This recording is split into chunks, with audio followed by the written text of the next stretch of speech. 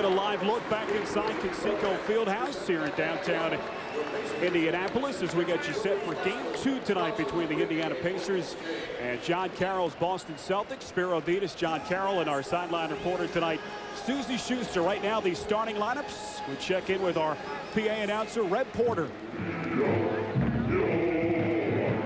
Here's the starting lineup for tonight's opponents from Boston, Massachusetts.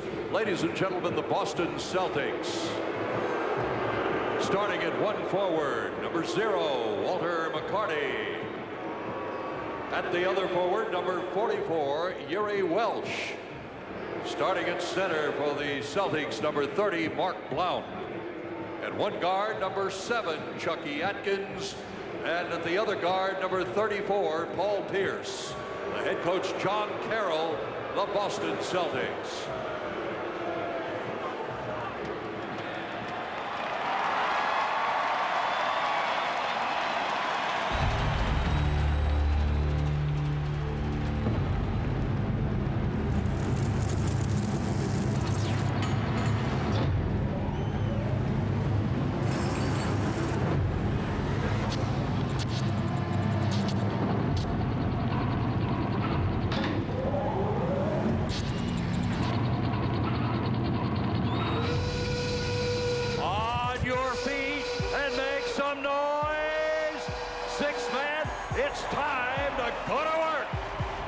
Let's meet your Central Division champion, Indiana Pacers.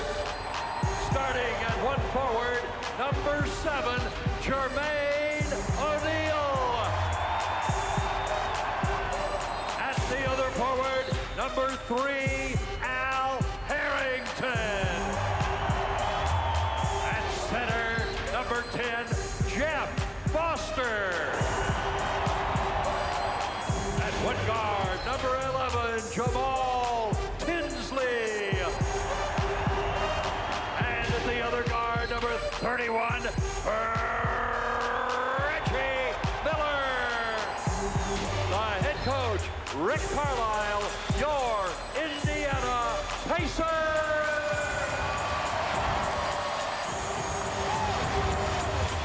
And so we are just about ready. Better than 17,000 at cramped Conseco Fieldhouse tonight here on a Tuesday night in downtown Indianapolis. Game 2 coming up in just a moment. It's high-definition postseason basketball coming your way in just a moment.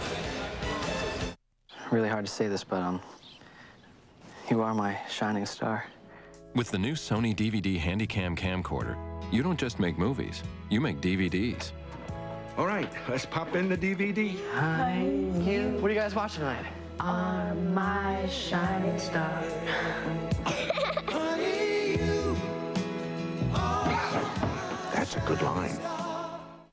The DVD Handycam from Sony, like no other. She's torn between 16 available suitors. Who will she choose? All of them are worthy, but only one will win.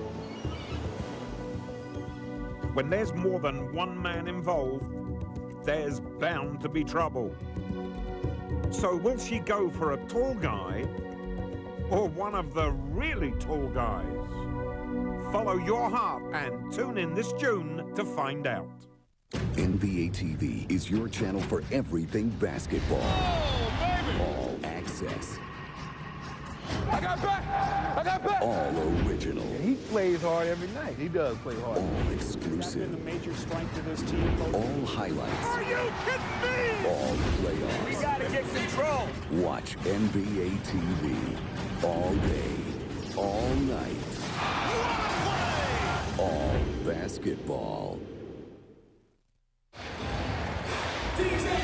Back inside Conseco Fieldhouse here in Indianapolis, the Boston Celtics trying to even this series and steal the home court advantage as this thing will switch back to Boston for games 3 and 4.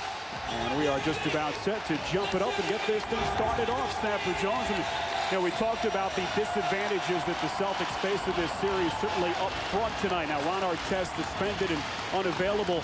How does Boston try to go about taking advantage of his absence in this game? Well, before I answer that, I want to welcome you to noisy Conseco Fieldhouse, and this ought to be a wonderful debut for you. But Celtics have to get everybody involved in the game. They are a quick shooting, jump shooting team, and if they can induce Indiana to play at that pace where they come down too quickly and get numbers, then they'll have a chance to win the ball game. Paul Pierce is their big moment, big finishing guy, and if the game is close, you can look for Pierce to take over in the fourth quarter, but they've got a lot of work to do before we get to the fourth. It will be Mark Blount and Jermaine O'Neal jumping it up at center court. Our officials tonight, Joey Crawford, Bob Delaney, and Michael Smith. And it is Jamal Tinsley handling the basketball for the Pacers. And just to wrap up that thought, the front line matchup, points in the paint, dominated by the Pacers in game one, 48-28. Miller losing the handle momentarily. And the rebound by Blount. You know, when we talked to Don Carroll, he said everybody has this misnomer that we're a running team. We're more of a quick shooting team than we are a running team, and we can't run because then that means we have to go deeper into the bench. And tonight he's going to be looking to try to keep it close. And that means using Ricky Davis and maybe one or two other players as Pierce gets off. And everyone expecting Paul Pierce to have an enormous game tonight with Ron Artest suspended and unavailable. Jamal Tinsley had just 5 points in game one Saturday, and Tinsley aggressive here at the start. We're tied at 2. Here's Pierce trying to feed the post and Blount. It's intercepted by O'Neal. Now Tinsley. Tinsley lost on a switch between Welsh and Atkins. Ball tapped out. Reggie Miller saves, finding Harrington. Now that quick shooting, the type that Jamal Tinsley just took, that's what Rick Carlisle does not want to see because that favors Chucky Atkins and Boston. Here's O'Neal inside. They were late to find him. And then O'Neal had it stripped away and stolen. Here's Atkins now trying to push tempo. Uri Welsh very quiet in game one. Didn't score in that game till the third quarter. And a different story here at the start tonight. Well, it's important that everybody in green get a sense of where they are offensively, and they can make some shots. And if Boston is making shots, they're a different basketball team, you know, and they will put up numbers and they can be very competitive. Here's Jermaine O'Neal, that great extension on the baseline turnaround. And another rebound for Pierce. They leave Welsh open, a three-pointer. And Jermaine O'Neal, another rebound for Indiana. In Boston, you see a Dallas kind of attitude. And there's Jermaine O'Neal just streaking across the lane. And the emphatic finish as he ties this game at 4. And that attitude is we want to induce you into playing from the edges. We want to shoot quick, get you shooting quick, and forget about those dunks from Jermaine O'Neal and anybody else that's playing inside in white. Shot clock down to 6. Blount trying to find a teammate, hands to Welsh. And an offensive foul called against Boston. A moving screen against Mark Blount. Well, Blount on the screen turned, and you've got to be set. They're calling that a lot. You've seen it in a lot of games here in the first round where players are setting screens and turning into their opponent. And that's what Steve Nash and Dirk Nowitzki did a lot of this year, and they're not being allowed to do it this season.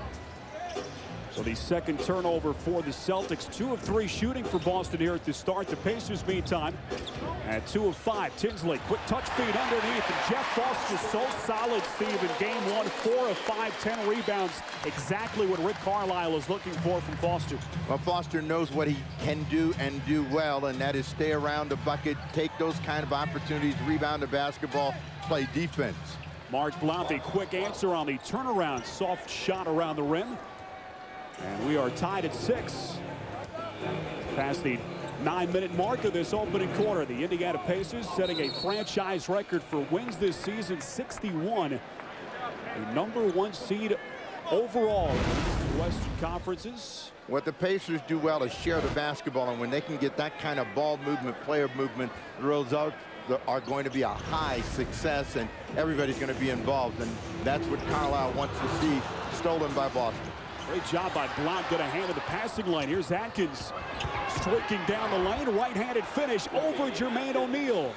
And what the Pacers are not doing well here early in the ball game is transition defense. They're not getting back. They're not able to stop the ball. And Boston's got a little life.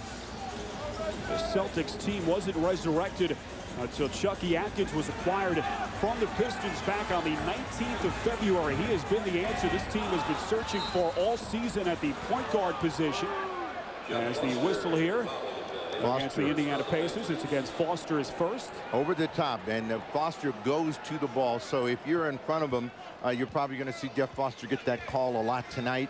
Paul Pierce with a good seal. Now that's an interesting matchup because Pierce has been guarding Foster at the Pacer end of the floor. Another whistle here against Indiana. This is Reggie Miller this time trying to fight his way through a screen. So Joey Crawford here at the start, Steve, an official you've seen for many, many years, trying to enforce this game here at the outset. Well, you know, whenever there's been some sort of incident, usually the next game, the officials try to get control of the ball game early. Pierce boots that one away, and Celtics with the slim lead don't want to get into the same kind of turnover, mistake-prone game that they did when in the second quarter, Indiana ran the bell for 30 points to their 8. Jermaine O'Neal a chance at the free throw line now. So the Pacers really trying to get O'Neal asserting himself here at the start of this ball game. We take another look here at the defense against Pierce. Well, Pierce always brings the ball across in front, and Harrington's seen enough of him to know that if he gets his hand in the way, he can knock the ball loose. Jermaine O'Neal, game 1, a huge game, 24 points, tied for a team high with Ron Artest, who, as we mentioned, is unavailable tonight due to the 1-game suspension. 11 rebounds in 40 minutes. Jermaine in his 8th NBA season. He has been to the postseason all 8 of those years. Very fortunate to be in those situations. At Portland, he was able to be in the playoffs, didn't get to play very much. He misses that one. But here he has been a main cog in anything that the Indiana Pacers has done, and he's really blossomed into a terrific star. Great closeout by Foster on McCarty. And back comes Indiana with Tinsley. If you're looking for the proper mix from Indiana, it's inside, then back outside for the scoring opportunities. They get a foul against the Pacers inside Paul Pierce. Pierce dumbfounded by that call. Felt that he had established the ball denial position against Foster. And Pierce picks up his first personal. Well, you know, they're gambling that Foster's not going to hurt him. That's why Paul Pierce is being given that assignment. Make them go to Foster to try to generate offense, take the ball away from O'Neal, Harrington, Miller. Foster has never been a guy where you'd say, oh, that's the #1 priority, and we got to shut down Jeff Foster. Well, the Pacers have gotten the looks that they've wanted inside. They've missed a couple of bunnies around the rim. Foster and Jermaine O'Neal here as the Celtics maintain a 1-point lead, 8-7. Atkins cross court for Yuri Welsh, trying to take Reggie Miller off the dribble. The 38-year-old ball knocked around and taken by Tinsley. Into the corner, Miller a three-pointer. Here is Atkins now, a 4-on-2 break. Atkins fighting Blount for the right-handed stuff. Well, they had 4-on-2 and plenty of people scurrying trying to get in on the finish of that. Rick Carlisle calls this a windshield wiper type of game where they get you going back and forth very quickly, and suddenly you're sucked into that game and you're not controlling the tempo or the pace or the scoreboard. Man, O'Neal turned aside, and that one last touched by the Indiana Pacers. And better than 17,000 here at Conseco Fieldhouse, letting the officials know how they feel about that call as you get another look at the Celtics in transition. Pacers, meantime, Steve, have missed their last 4 shot attempts from the field. Here's Blount. Loses the handle inside. Tinsley now. Miller thought about it. Tinsley. Right around Atkins. And it's stripped, and that one off the leg of Tinsley. So the Pacers, some pretty good hands. Third turnover. Some pretty good hands defense on both sides where guys are reaching in, deflecting the ball, and knocking it away, or the player has it, is losing control. So Pacers turn it over. Pierce now isolated against Harrington. Right around Harrington, baseline. And a late whistle here against Indiana.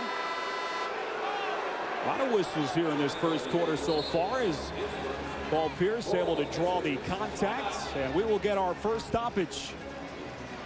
High intensity here at the start. Game 2 of this Eastern Conference first-round matchup. The Celtics with a 3-point lead over Indiana. Timeout. Shaq and Percy here for Nestle Crunch with Caramel. Let me do that one more again. Shaq and Percy here for Nestle Crunch with Caramel. That was no energy. I was so dead. Shaq and Percy here for... Learn your lines, young man. Shaq and Percy here for... Shaq and... Well, we got one thing right. Nestle Crunch with Caramel. The perfect combination of crunchy chocolate and creamy caramel.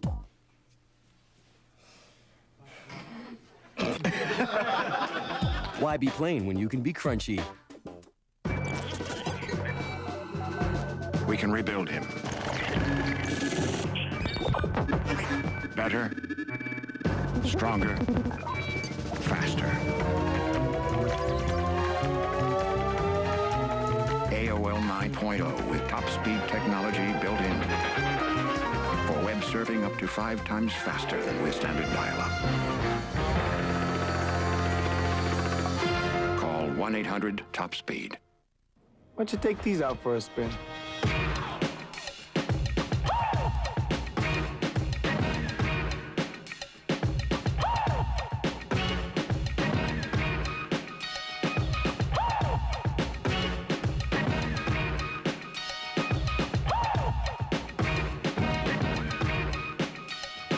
Hey, nice kicks. I'll take them. Reebok Classic Leather BB, only at Foot Locker. Well, a similar trend here tonight. The Celtics very impressive here in the first quarter of Game 1 on Saturday. They trailed by just 1 point after 1 quarter, and then, of course, the game started to unravel from the Celtics' point of view, Steve. But if you're John Carroll, you have to be pleased with the way this team has started this game so far.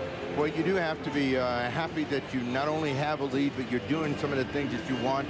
You've gotten some open shots in transition. You've been able to run the floor, get a couple of layups. So Boston playing just about as well as they can, and if they can get Pierce going, then they're in for a big night. And right on cue, Pierce able to muscle his way right to the basket. And the Celtics extending to their largest lead now, 12-7. Pierce with his second field goal. He has 4 points. Foster took past the handle. And he reversed left-handed finish from Jeff Foster. Again, you notice that Foster is going to stay in the paint, and if he's going to get scoring chances, they're going to come in that area. It's up to Boston to put more pressure on the passer so that they cannot find him. Pierce. Here's Pierce falling away, trying to lose Harrington. And Foster with another rebound. And talking about Foster, he played 22 minutes in Game 1, but tonight with Artest suspended, he was expected to play a lot more minutes here in Game 2. A defensive 3-second call here against Boston. Reggie Miller helping out because Miller knows he'll be able to shoot some free throws as a result of this. He knows what that is and runs over and gets that rosin, which I still don't understand for basketball players. Get that rosin, throw it all over your hands, and get dust all over the people that are in front of you. Now, thankfully, that rosin is on the opposite end of the court. It's still trying to get it in your face. Oh, it's a bad thing. It's not nice. 4 minutes, 55 seconds left to play. First quarter, Game 2 here in Indiana. Seco Fieldhouse. Pacers have been dominant here, 35-7, including Game 1 on Saturday. Well, Indiana has always been a good home court team, and you know, that's one of the things that they always strive for in the regular season. And if they're going to have a good record, they're going to have any advantage in the playoffs, it's going to be this home court advantage here at Conseco. Check the Adams, tough drive. Mark Brown had a hand on it, trying to tip it home. Crown wanted an offensive goaltending call. As the Pacers bring it back. Pacers struggling here at the start offensively. Miller pump fake against Welsh. Good box out by Blount. Atkins now one-on-one with Tinsley, absorbing some contact, and Chucky Atkins continues to be ultra aggressive here at the start. If Atkins can get a chance to go one-on-one in the open court with the speed and quickness and ability to change directions, he's going to score. Atkins 19 points in Game 1 in 35 minutes. Here's O'Neal exploding to the rim. And Mark Blount with another rebound, his 5th. Here's Pierce, quick catch and shoot from three-point distance. Jeff Foster thought about the baseball pass outlet and reconsiders, finds his veteran teammate Reggie Miller. Again, every time they come down, they want to get the ball into O'Neal, make the defense react. If O'Neal doesn't have a shot, then go back outside. But right now, they're not making shots from Jermaine O'Neal, and Atkins on the fly again. Atkins again absorbing contact. It rims out. Atkins follows his own wrist. And a foul called against Jeff Foster. And how about the play of Chucky Atkins, snapper, getting his hands dirty. A diminutive point guard. Will have a chance now at the free throw line. Jermaine O'Neal, meantime, 1 of 6 shooting the basketball. Well, he's getting more than that dirty. He's getting his body beat up, but he's staying in the fray. Had a good chance at another layup, missed it, kind of upset because he missed it, went back, got the rebound. Now he'll go to the line. But that's the aggressive play that you have to have when you're undermanned. This is a lopsided situation with the 1 and 8, and Boston doesn't have the same kind of firepower, the same kind of depth. So Chucky Atkins, Welsh, Blount, McCarty, and Pierce, they all have to play well. They all have to be close to their best game in order for Boston to have a chance to win. Atkins, a 77% free throw shooter on the season with Boston. And Rick Carlisle, meantime, going to his bench for the first time tonight. At our first look at Austin Crozier, Anthony Johnson, and Fred Jones, the reigning NBA slam dunk champion. Fred actually missed the dunk here in game 1 on Saturday. A bit of an awkward moment for him. His first postseason game. Jermaine O'Neal hasn't had the shot, but doesn't affect his thought process there. Again, decides to attack the rim. Well, the one thing about O'Neal, he knows he's going to get a lot of opportunities. So he is not going to be tentative about taking those inside chances. Pierce inside. Left it short. Paul Pierce trying to find an opening there amongst the trees in the lane against that Indiana front line. Jonathan Bender set to check in at the scorer's table, but first another stoppage here at Conseco Fieldhouse. Game 2, Boston and Indiana in high definition. Impossible isn't a fact. It's an opinion. Like when they said don't fight Sonny Liston. He's gonna destroy Ali. So when my father looks impossible in the eye and defeats it, what do you think I'm gonna do when they say women shouldn't box? Yeah, that's right. Rumble, young girl, rumble. To cure athlete's foot, you've got to be fast on your feet. And nothing lets you treat faster than Lamisil AT. Lamisil AT cures athlete's foot with just 1 week's use. Not even a prescription can beat that. If you use Tinactin or Lotrimin AF, you'll be treating for 4 long weeks. Who's gonna do that? When your feet itch and burn, using Lamisil AT 1 week is proven to kill the fungus and keep you athlete's foot free for 3 months. Lamisil AT. There's no better way to cure athlete's foot. Years ago, horsepower ruled the streets. Cars with big engines, big tires, and an appetite for pure performance. Now they're back at Radio Shack. New Zip Zaps SE Micro RC's muscle cars. The mighty Hemi Cuda, Chevelle SS, GTO Judge, and more. With digital proportional controls and working lights, you can race 6 at once. Each sold separately, assembly required, batteries not included. The muscle is back at Radio Shack. Tomorrow night, the 2004 playoffs continue on NBA TV in high definition as we bring you game 2 between the Hornets and the Heat. Miami leading that series 1 game to none. Of course, the last-second game-winning shot from the first-year phenom point guard Dwayne Wade in game 1. And we will have all the action tomorrow night in Miami beginning at 8 p.m. Eastern time. And a tremendous rookie season, Steve, just continues for that young man, Dwayne Wade.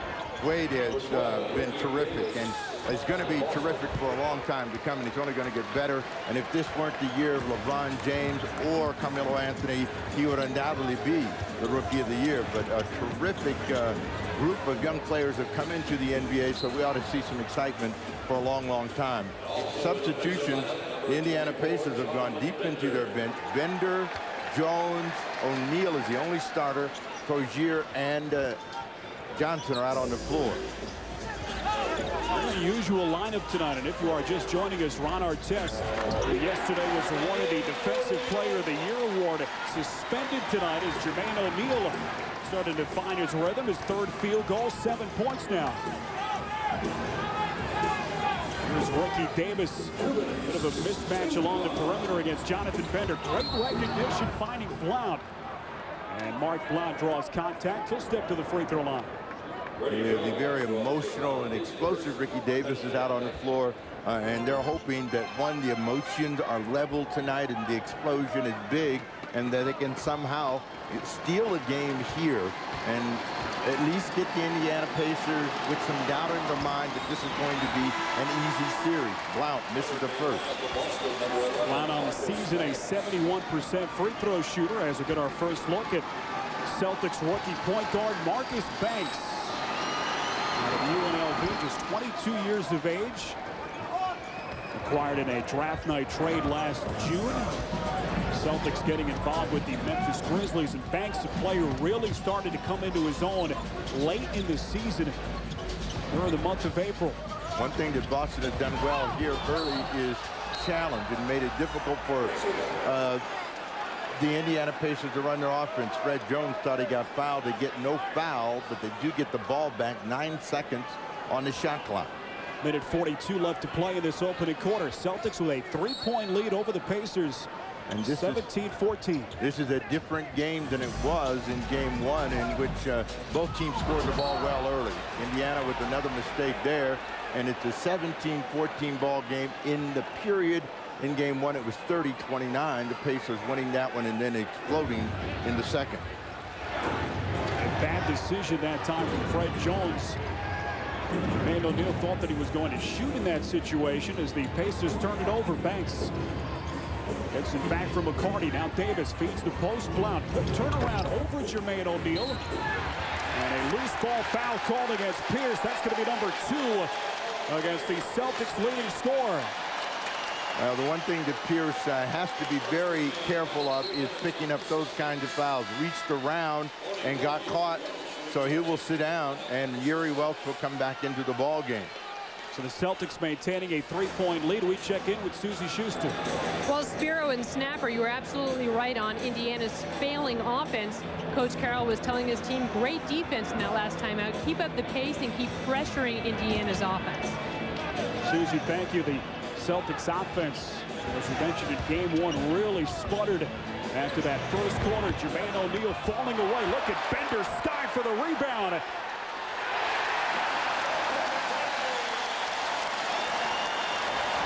Well, that's the athleticism that Jonathan Bender brings to this Pacers team off the bench tonight. And he will get some more minutes with Artest suspended. Davis into the corner from McCarty at 3, knocks it down. Now, that's one thing that McCarty can do, and he's a very streaky 3-point shooter, but when he makes one, you usually can see 1 or 2 following. Banks too close, and he gets called for the foul. McCarty on the season, a 37% 3-point shooter as Jermaine O'Neal gets a rest. Al Harrington back in. Get another look at the board work of Bender. The Pacers need some board work, energy from Bender, Crozier, Al Harrington. They're being out-rebounded right now by the Boston Celtics. At one time it was 13-6, and they haven't gotten a lot of offensive rebounds. So that is one area which Carlisle is looking for a big improvement. Johnson misses the first. Celtics over the foul limit. Anthony Johnson, a key offseason acquisition by the Indiana Pacers. And I'll tell you what, the New Jersey Nets, I'm sure, wish that they still had Anthony Johnson during the course of the season. Of course, with all the injuries to Jason Kidd, Johnson has been a main cog off the bench for Rick Carlisle this season, and also as a starter for different periods. Johnson hits 1 of 2. And he brings the Pacers to within 3 points now. Final 22 seconds of this first quarter. Well, there's about a 6-second differential between shot and game. Let's see how Boston handles this possession to close the quarter. Banks trying to dance inside. Banks, that lightning quick first step, able to shake Anthony Johnson. Down to 6 seconds. Johnson now. That is the answer. Fighting his way against Banks. Missed everything. So a fitting end to the first quarter here between the Boston Celtics and the Indiana Pacers. Celtics tonight trying to capitalize on the absence of Ron Artest, suspended, unavailable tonight for Rick Carlisle of the Pacers. And Boston with a 22-17 lead after one. Welcome to Sirius, the world's only satellite radio service with 100% commercial-free music. 100 streams, including 13 rock, 10 pop, and 9 hip-hop and R&B, plus sports, news, and entertainment. And now, take it from your car to your home. The $149 plug-and-play. Rock the house, rock the car, rock wherever. 100 streams of satellite radio. Sirius, it's on. For a limited time, get everything you need for your car and home for $149. Why don't you take these out for a spin?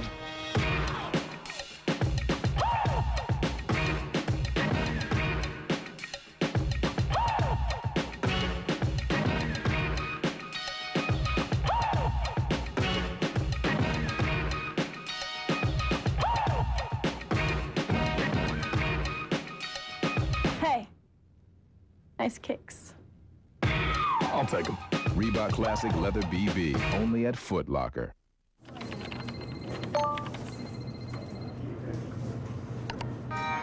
Congratulations! You launched the pink slip virus. Your office is now infected. They'll soon trace it back to you. Good luck finding a new job. Congratulations!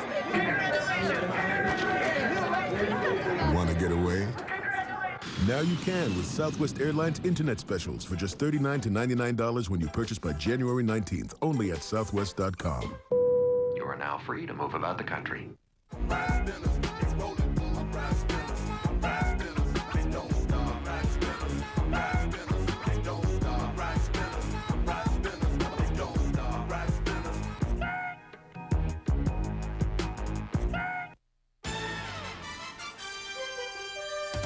It's official. Philadelphia 76ers president and general manager Billy King announced this evening that Jim O'Brien has been selected as the new Sixers head coach. O'Brien, 52 years old, spent the last 4 seasons as the head coach of the Boston Celtics. Meanwhile, New Jersey and New York playing in Game 2 of their best-of-7 first-round series.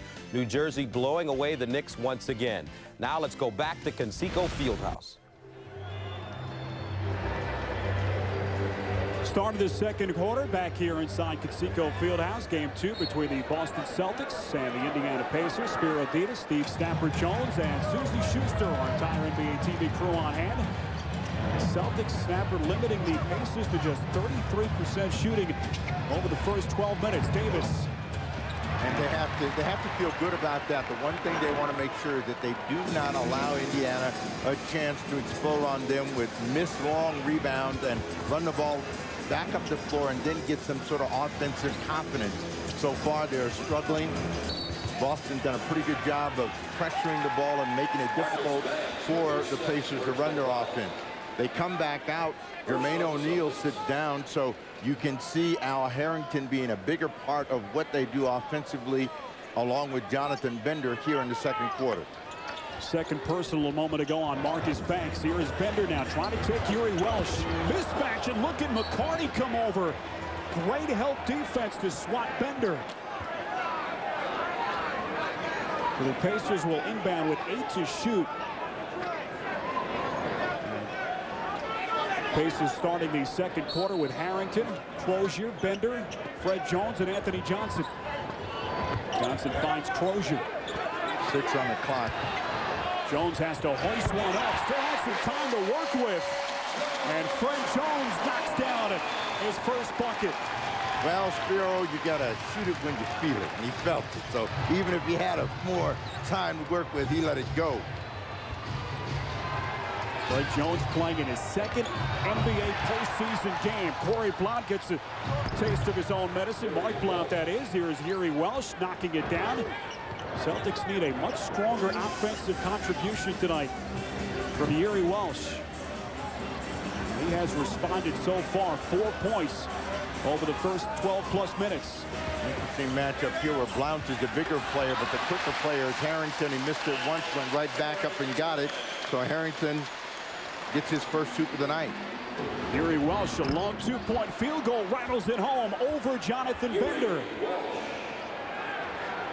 And Yuri Welsh now starting to get comfortable. Yuri out of the Czech Republic, the 16th overall selection of the Sixers back in 2002, 24 years of age. Harrington muscling his way against Blount. And he's making his way in the very, very narrow seam, and Blount is trying to play over the top. Marcus Banks, nice quick drive. He'll go to the line. How about the quickness from Marcus Banks, that lightning quick first step. Anthony Johnson just cannot stay in front of him. When you look at Al Harrington, he's taking the most difficult right down the baseline, not much room to work in, and yet he still has the quickness to get up before Blount can react to make a block, and he's done that 2 times in a row, so they may have to change that matchup. So Marcus Banks, first trip to the free throw line tonight, 75% on the season. What Carroll and the Celtics are hoping for is that they can continue to play even or slightly ahead. They can't afford a relapse and suffer what they suffered in game 1, where they get outscored 30-2 and the game is basically over at the intermission. And 2 free throws for Marcus Banks. With those free throws, Banks extends the lead for Boston back to 4 points. Jackson right to the rim. And they're going to call an offensive interference here against Harrington. They say that the basketball was above the cylinder. And Joey Crawford all over it. Well, a quick drive and the explosion by Johnson. The ball is bouncing around. It looked like it might have bounced off, but... Well, Harrington did have that offhand on the rim as he was hanging there. So the call goes against the Pacers. Davis gets the screen from Blount. Outside for Welsh. Here's Yuri Welsh falling away. Ill-advised shot that time as Crozier rebounds. Harrington trying to post up there against McCarty. Here's Harrington, turns and faces against Blount. Play clock down to 11. You see Walter McCarty cheating over and trying to take away the middle. He's still able to get there. Big rebound. Jonathan Bender reaches over with the long arms, and they get a new 24. Celtics dealing with a couple of 7-footers in this series, and Bender and Harrington. Of course, Jermaine O'Neal on the bench. And the call here against the Boston Celtics, it's against Ricky Davis. Well, Ricky Davis was trying to keep Jonathan Bender from posting up and just kind of threw him away and got caught. But Bender is a very unique player. I think eventually he's going to be a 2-guard and a 7-foot 2-guard, a lot like George Gervin was, in that his dimensions are down the forward, but his ability is at the shooting guard position. He shoots it deep, he posts up, he can drive it, and it'd be a very difficult matchup for any team in the backcourt.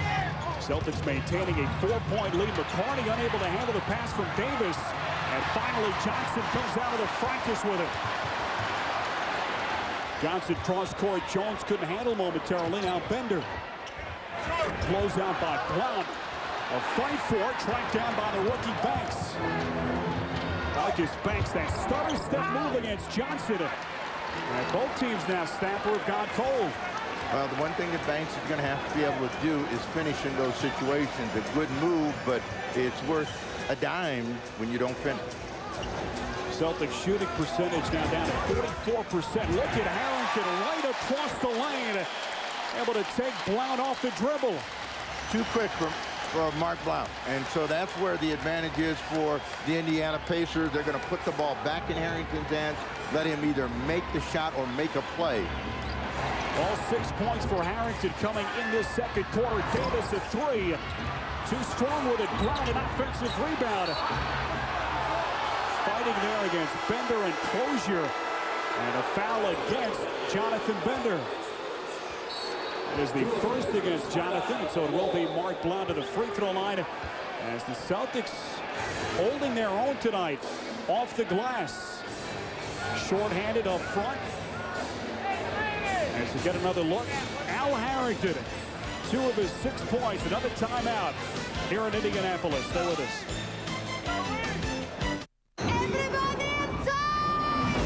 Evil has many names. Only one man to fear. Van Helsing, your reputation precedes you. Really? On May 7th, was hunting home. Adventure lives forever. Van Helsing. This film is not yet rated. It starts Friday, May 7th. Knicks and Nets game 2 of their best of 7. Continental Airlines Arena early on. Stephon Marbury hot, hits the jump shot from straight away. 18 first half points for Marbury. Then Richard Jefferson with the nice pass to Kenyon Martin, who jams it down. Nets in transition, running. This time they find Rodney Rogers, who had 11 first half points off the bench. And the Nets still playing well. This time Jason Kidd finds Richard Jefferson. RJ, another easy dunk, and the Nets lead the Knicks in game 2, 52-39 at halftime. Now don't forget, tomorrow, more basketball on NBA TV. Game 2 between the Hornets and the Miami Heat. It starts at 8 p.m. Eastern Time. Lamar Odom and company. That game can be seen in high-definition television. I'll be back at halftime. Now let's go back to Conseco.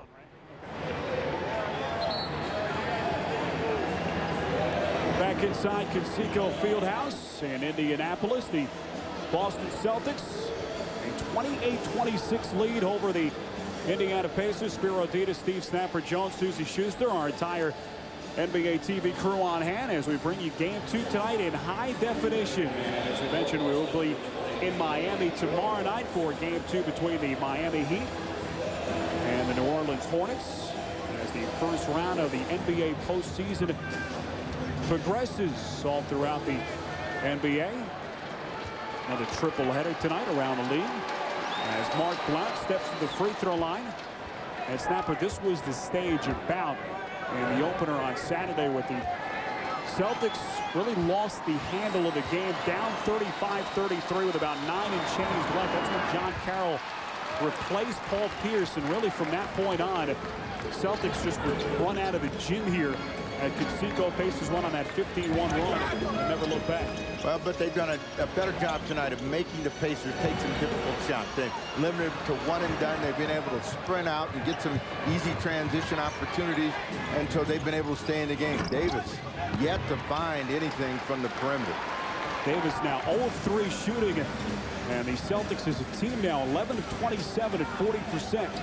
Jermaine Jones is in the ball game, and he's there to do a better defensive job as Jermaine O'Neal comes over the top against Al Harrington. Harrington was torturing Mark Blount, so O'Neal is back in as a steadying force and giving some inside presence, and they didn't have it with Austin Crozier out on the floor. Davis again, great recognition, but Blount blocked inside by Bender. Johnson, a give and go. Harrington trying to find his point guard, but the Pacers turn it over. Davis off the feed from Banks. Nice adjustment as he had to come underneath the defense of Bender, who had just knocked one back. Pacers want a timeout. Well, we have seen the athleticism tonight from this young Boston Celtics team, as finally Ricky Davis able to find his way on the stat sheet. Now 1 of 4 shooting. It's the Celtics with a 3-point lead here in game 2, 31-28 at Conseco Fieldhouse. Stay with us. Shaq and Percy here for Nestle Crunch with Caramel. Let me do that one more game. Shaq and Percy here for... Learn your lines, young man. Shaq and... Nestle Crunch with Caramel, the perfect combination of crunchy chocolate and creamy caramel. Why be plain when you could be crunchy?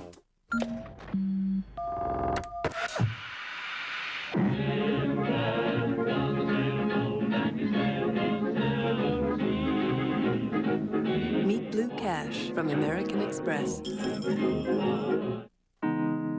Greatness is not a birthright. It's not something that can just be handed to you. So why is it such a surprise for someone great to come from nowhere? Well, maybe nowhere has something to do with it.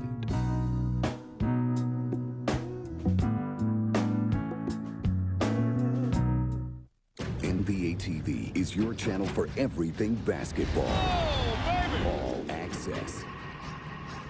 I got back. I got back. All original. He plays hard every night. He does play hard. All exclusive. The major strength of this team. All highlights. Are you kidding me? All playoffs. We got to get control. Watch NBA TV all day, all night.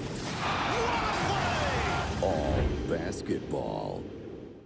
The Indiana Pacers trying to extend to a 2-games-to-none lead in this best-of-7 first-round series. And Snapper Jones, if you're the Celtics and you have 3 7-footers to deal with, if you're Mark Blount, sometimes you lose track of who's out there. Well, the important thing is to continue to put the pressure on the defense inside. You're going to see some of these go the other way in favor of the Indiana Pacers, but you're also going to see some of them go in. You're going to get to the free throw line, and they need inside opportunities. So Blount attacking the right way, just a better effort from Bender and the Pacers. Jamal Tinsley back in at the point guard for the Pacers, joins Harrington, O'Neal, Jones, and Reggie Miller. Jermaine O'Neal doubled there as you see Atkins come down. Another 3-second call defensively against Boston, so another technical. Ricky Davis is saying, what does that mean? Come on, I don't know the rule that well, Bob. Explain it to me. You know, show me what you mean by illegal defense. So Miller, who has not made anything but free throws, will go back to the line. Reggie on the season at 88%. And you can look at Ricky Davis conversing with Bob Delaney. Ricky is a guy who's had some issues with officials over the years. Well, he's had issues. And they don't have to be with officials. He just has issues, and it just depends on who's in his eyesight at the time the issues comes up. Ricky has also had a very familiar relationship with these fans in Indiana as Jermaine O'Neal has gotten very comfortable now offensively. As Jermaine, the first player tonight in double digits on either side. He has 11. Well, the crowd is up because the Pacers have fought back and tied the ball game. Davis shaking his bat, and then Blount stuffs it over Harrington. Blount said, where is Jonathan Bender? Come get to, oh, he's on the bench. Here's Reggie inside for Jermaine. A double team. The third defender was in the vicinity. And a foul called here against Ricky Davis as he pushed Harrington onto the basket. That's the second on Davis. And Reggie Miller has enough time to spot Jermaine O'Neal, and when that happens, bad things happen for the team in green, and he lays that one up nice and easy. That brought the crowd back into the game. Paul Pierce re-enters the ball game as Yuri Welch sits down. So Boston probably with a very quick team out there with Jermaine Jones, Ricky Davis, Atkins, and Paul Pierce. And a very long team now up front as Mark Blount knocks it out of bounds. Pacers will have just 6 to shoot here with 5:29 left to play before halftime. Celtics have come to play tonight. Ron Artest suspended for the Pacers. A Game 1 incident leaving the bench. And the Celtics have capitalized so far. O'Neal way out. Why not? Everything falling now for Jermaine O'Neal. He has 13 points. Well, the truth is that the Indiana Pacers are not a great perimeter team, and if you can slow them down and get them to take a lot of shots from the outside, you have a chance of beating them. Atkins tried to answer. Blount had a hand on it, and it's Harrington now as the Pacers have tied this game at 33. And we hit the 5-minute mark of this second quarter. Jones feeds the post inside for O'Neal. Atkins, those active hands on the help defense. Atkins now just doesn't stop. No one picked him up in the transition. Well, he did what most guards will do to big men, run right down their back, and Jermaine O'Neal was not aware of where he was, and by the time he recognized him, he was in the rim. Atkins now 3 of 6, 8 points. Tinsley thought about it. Now Reggie Miller. Dangerous pass for Harrington.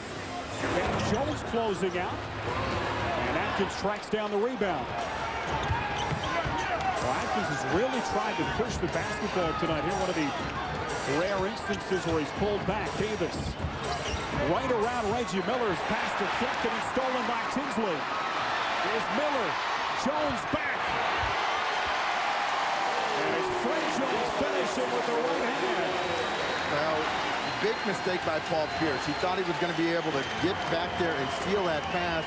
When he didn't, that gave the Pacers a 2-on-1 break and an easy finish for Fred Jones. And the pace is now at 40%. Pierce has been quiet so far. And Harrington, another rebound. The worst thing you can do as a defender is gamble and leave the backcourt open, and that's what Pierce did. Harrington coming quick to the rim. Harrington extending towards the rim, a third opportunity. 7 rebounds tonight for Harrington. He has 8 points. And this crowd up on its feet here at Conseco.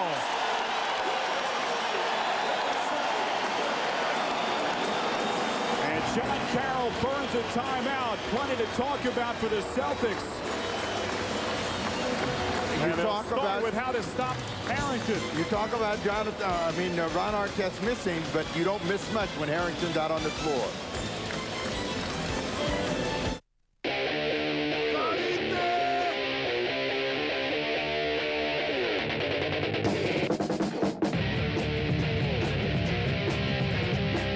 X Factor. You know it's a part of the game. Is it a part of you? Introducing new Gatorade X Factor. 2 great flavors fused together under one cap.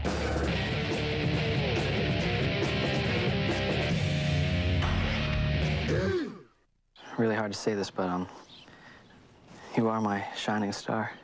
With the new Sony DVD Handycam camcorder, you don't just make movies, you make DVDs. All right, let's pop in the DVD. Hi, you. What are you guys watching tonight? On my shining star.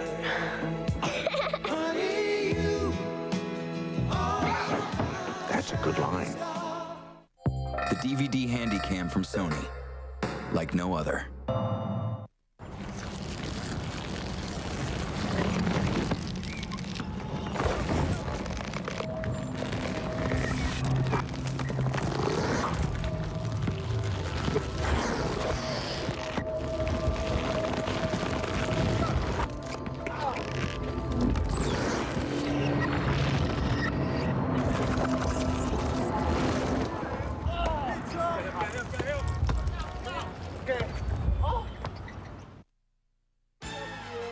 Moments ago, Cleveland Cavaliers rookie LeBron James received his Got Milk NBA Rookie of the Year award from Dr. J. And coming up at halftime, we'll talk to him live.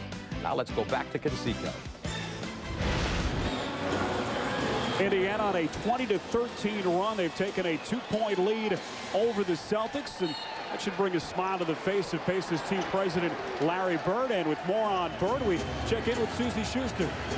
You know, Spiro, he just remains stoic. Not a smile, nothing on his face. But if you're looking for any acrimony or any drama between him and his former Celtic teammate Danny Ainge, well, look somewhere else. The two of them sat together in March in a game here.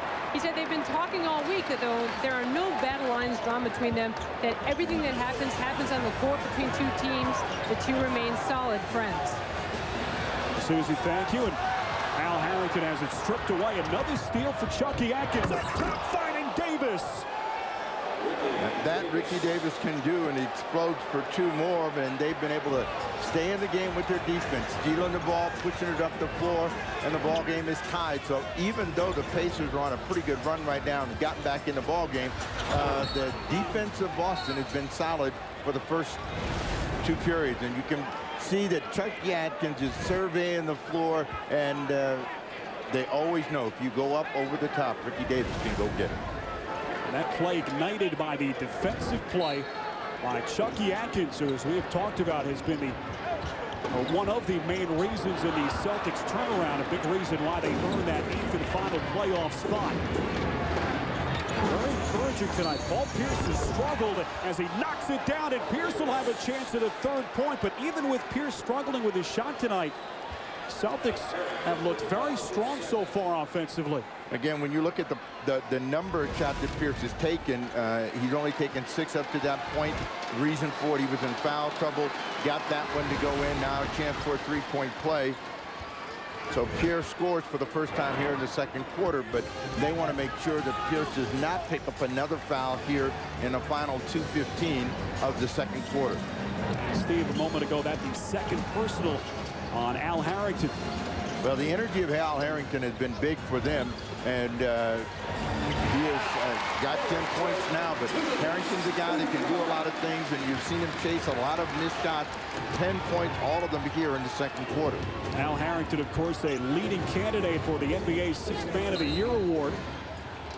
Been frustrated at times during the course of the season, has felt that he has been deserving of a starting role, and hard to argue that, but Rick Carlisle has been adamant, feeling that Harrington really gives this team a major force off the bench, as Harrington will take a seat now as he picks up his third personal. And now the Pacers with a lineup of Miller, Jones, Tinsley, Foster, and Jermaine O'Neal. Here's Pierce, step back jumper over Fred Jones, and Pierce now with consecutive buckets. Fred Jones is going to have to do a better job of denying Paul Pierce the ball. Here is Jones trying to find a teammate. Chris Mim into the game for Boston for the first time tonight, as Foster and Davis collide, and Ricky Davis is going to be called for the foul. It's going to be number 3 on Davis, and he can't believe it. Ricky Davis has been given the assignment of defending against bigger people inside, and in trying to get around in front, hold and grab. He's gotten caught, so Davis will sit. Yuri Welsh will come back in. Davis sits down, 4 points, a couple of assists in 13 minutes. Remember, that is the same situation that Paul Pierce was in. He picked up a quick foul against Jeff Foster, trying to defend inside. Miller, a miss. Reggie still looking for his first field goal now, 0-4 tonight. Here's Yuri Welsh. Atkins gets the screen from Pierce now, picked up by Fred Jones. We hit the final minute of play before halftime. The rebound, put back attempt by Jermaine Jones, no good, and then Reggie Miller catches that Boston transition defense napping. Well, that's the second time where they have really gambled to try to keep the ball alive and left their backcourt open, and the Indiana Pacers have taken advantage of it. Quick by Pierce. 7 straight points for Paul Pierce. Beautiful extension that time for Pierce, working right towards the rim. As Pierce now 5 of 10, 11 points to lead Boston. Offensive foul, Reggie Miller on the push. Reggie's looking at Michael Smith. You know how many times I have gotten that? But you can see, if you look ahead, Reggie Miller wide open. Pierce did not cover, and it's an easy 2 points for Reggie Miller. And the Pacers have not had a lot of chances to get cheap points tonight. So Boston has done a good job of taking that part of the game away from the Indiana Pacers. Second personal on Reggie. Final 27 seconds before halftime. About a 7-second differential shot game clock, and Yuri Welsh is tied up. Foul called against the Pacers. Reggie Miller was there, also Jamal Tinsley. And Reggie with an earful for Bob Delaney. Better be careful. Well, Reggie got tripped up on a screen, and I think it was Chris Mim leg whipping him and got him locked up that way, and then stumbled out and picked up the personal foul. Welsh will go to the line. First personal on Tinsley tonight. And Yuri Welsh to the free throw line. Welsh on the season, a 74% free throw shooter, a player coveted by Danny Ainge since the Summer League last July in Long Beach out in California. Well, there's a lot of people that think that Welsh is going to turn into another Hajias Stojakovic and be able to be a great perimeter threat as well as play without the basketball. A 20-second timeout called by the Pacers. Danny Ainge, meantime, is overseas, cutting out. Chance to go and scout the European Final Four taking place in Tel Aviv, Israel. As Rick Carlisle a chance to talk things over. Another look at the Celtics half-court set. You see why Reggie Miller's upset. One, he thought that Yuri Welsh got away with the push-off. And then secondly, Chris Mim continued to slide that pick along. And the Indiana Pacers ended up giving 2 points away as a result of it, as Jamal Tinsley picked up the foul. But the Pacers will try to close the second quarter with the last possession and a hoop. And they're down 5 points. So Boston has come in and played a very competitive 24 minutes, and they're on a 9-4 run over the last 220. So the shot clock turned off for the Pacers. Fred Jones, O'Neal, Bender, Reggie Miller, and Tinsley now for Indiana. Celtics with Jermaine Jones, McCarty, Min, Atkins, and Erie Welsh. Down to 10 seconds. Tinsley allowing the play to progress. Miller. Some contact from McCarty. No call. Reggie trying to step through Welsh. Fred Jones the rebound. And then Jermaine Jones comes away with it. And a technical foul has been called here against Reggie Miller. He had a lot to say to Joe Crawford, and you could see Crawford telling Reggie. Now, he tried to trip him. What happened was Jermaine Jones had the ball and was throwing it up the floor. Reggie's frustration, he reached out and tried to trip him, and Joey saw it. Unsportsmanlike conduct. You go one look more at it here. You'll see Reggie. he didn't try. He did a good job of tripping him, and in a situation where there wasn't going to be a good field goal attempt from Jermaine Jones. Well, we have seen Reggie use that little kick out when he shot the basketball to try to draw contact, and you can't trip people in basketball as Reggie is teed up. And the Boston Celtics taking a 5-point lead into the halftime locker room, 46-41 here at Conseco Fieldhouse in Indianapolis. High definition NBA postseason basketball tonight here on NBA TV. The Celtics trying to even this series at a game apiece here tonight. Halftime here at Conseco. We'll step aside. We'll send it back to our studio. Gus Johnson standing by in Secaucus, New Jersey.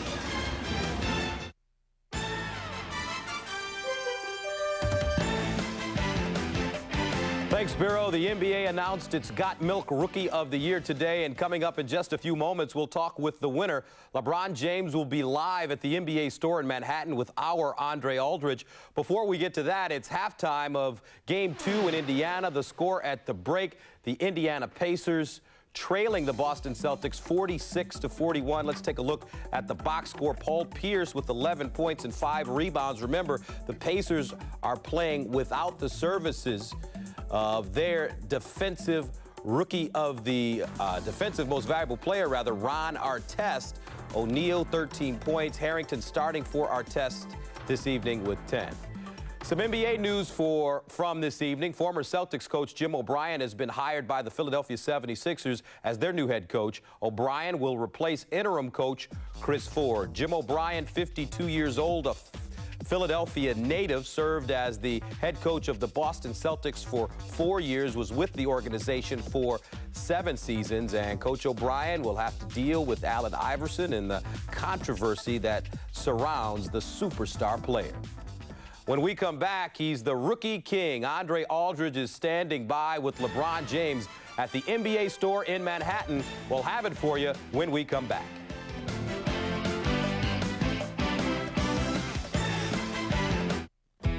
Years ago, horsepower ruled the streets. Cars with big engines, big tires, and an appetite for pure performance. Now they're back at Radio Shack.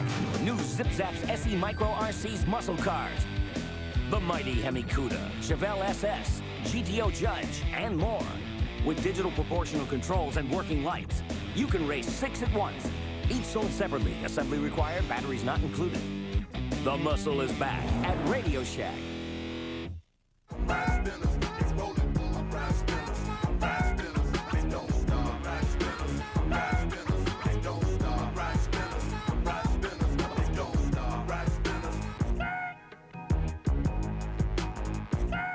Yo, take your game one-on-one from the streets to the mansions of the NBA superstars. But yo, check this, son.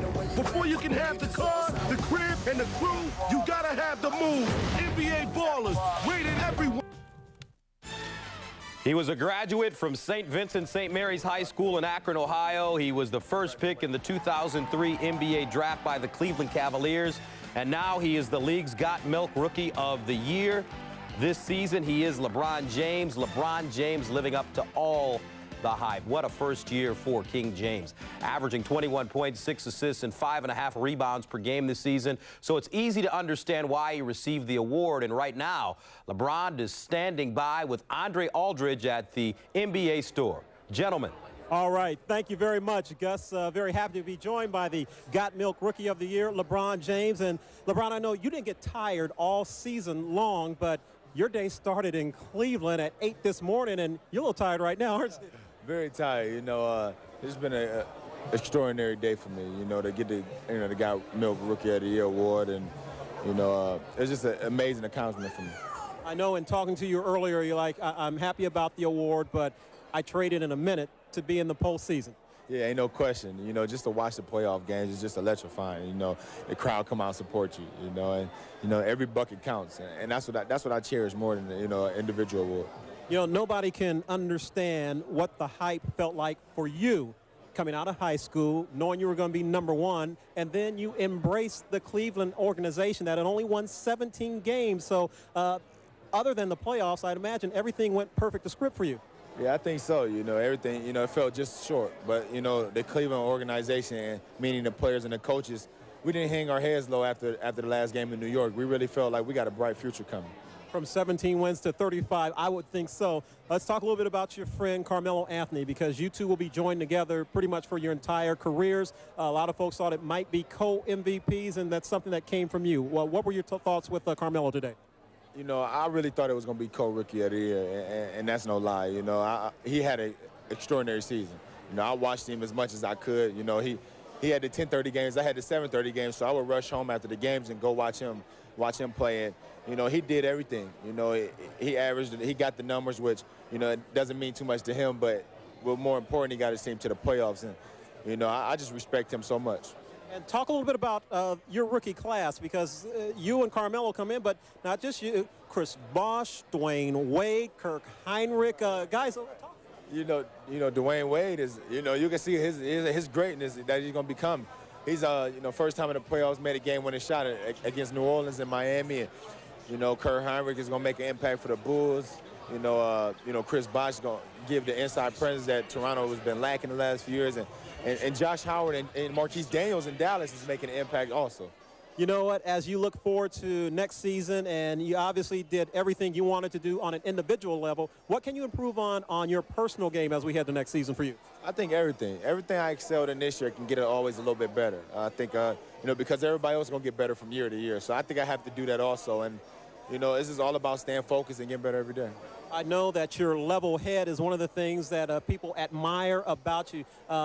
Did you ever feel like puffing up, or, you know, you didn't seem like in high school, NBA? What is this about you, man? You know, I feel like, you know, when I'm on the court, I can just show a little bit more, you know, aggressiveness and, you know, not be so level-headed, be a little bit more conceited on the court. But, you know, off the court, you really have to be level-headed about this. You can't let it get to you, because, you know, you can't take nothing for granted. I thank the Lord above every day for giving me the God-given talents that I have, and I was able to take advantage of, and I don't take that for granted. One of the big numbers, folks, that we need to throw out there, and we can't emphasize it enough, only 3 people in the history of the NBA have averaged 20 points, 5 rebounds, 5 assists their rookie years. Oscar Robertson, Michael Jordan, and the man sitting to my left, LeBron James. Did the game come easy to you? Because you made it look easy. No, I don't think so. You know, I knew if I was put in a great system, which Paul Silas put me in a great system, gave me a great opportunity, I can excel. And Paul Silas always told us, you know, if you can go out and produce for him, he's going to give you the opportunity. And I was able to take advantage of the opportunity he gave me. All right, well, I know your mother's sitting off camera from us, but you made her very, very proud, and NBA fans from coast to coast have a lot of love for you. Congratulations. Oh, thank you very much. All right, the Got Milk Rookie of the Year, LeBron James. Now we send it back to you in the studio. All right, Andre, congratulations to LeBron James. What a season it's been for the 19-year-old, averaging 20 points per game. And as Andre mentioned, 5 rebounds and close to 6 assists. He did shoot 42% from the field, so he may want to improve his shooting percentage, but I'm sure that's just a matter of time. Coming up, highlights of the other playoff game in progress in New Jersey. Game 2 between the Nets and the Knicks is underway at the Continental Airlines Arena. New Jersey looking to go up 2-0. New York looking to pull even. We'll be right back. To cure athlete's foot, you've got to be fast on your feet. And nothing lets you treat faster than Lamisil AT. Lamisil AT cures athlete's foot with just 1 week's use. Not even a prescription can beat that. If you use Tinactin or Lotrimin AF, you'll be treating for 4 long weeks. Who's gonna do that?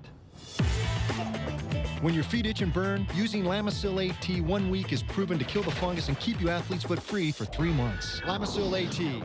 There's no better way to cure athlete's foot. Why don't you take these out for a spin?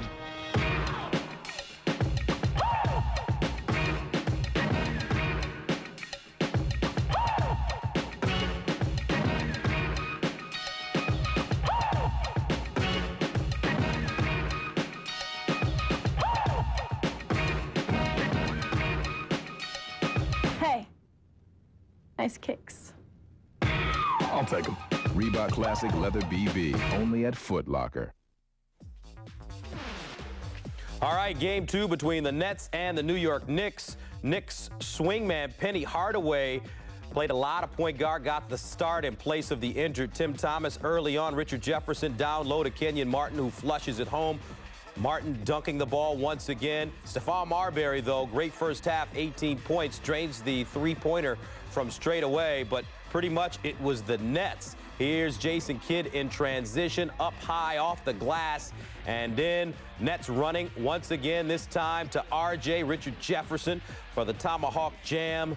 The New Jersey Nets trying to go up 2-love in this best-of-7 series before it switches to the Garden, leading right now in the third quarter, 63-45. Coming up at 10:30 Eastern, the Kings host the Mavericks in Game 2 of their 4-5 matchup. Sacramento won the series opener thanks to strong second-half defense. The NBA's top 2 offensive teams certainly did some scoring in the first half. The Mavs had a 2-point lead at the break, but after halftime, the Kings stepped things up on the defensive end.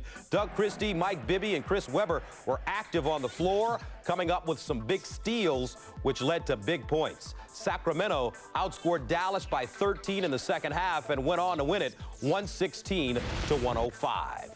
A look at the Game 1 statistical board. In the first half, 65 points, 40 points in the second half. Second half offensive production after scoring 65 points in the first. Dallas just managed just 40, as I mentioned, on just 37% shooting. The Mavs went to the line 15 times in the first half, but were able to get to the line only 4 times after the break.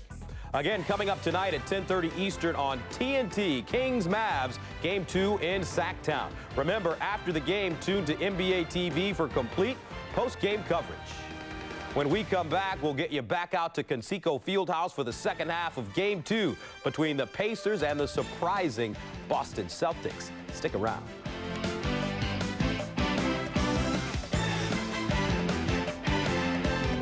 Shaq and Percy here for Nestle Crunch with Caramel. Let me do that one more again.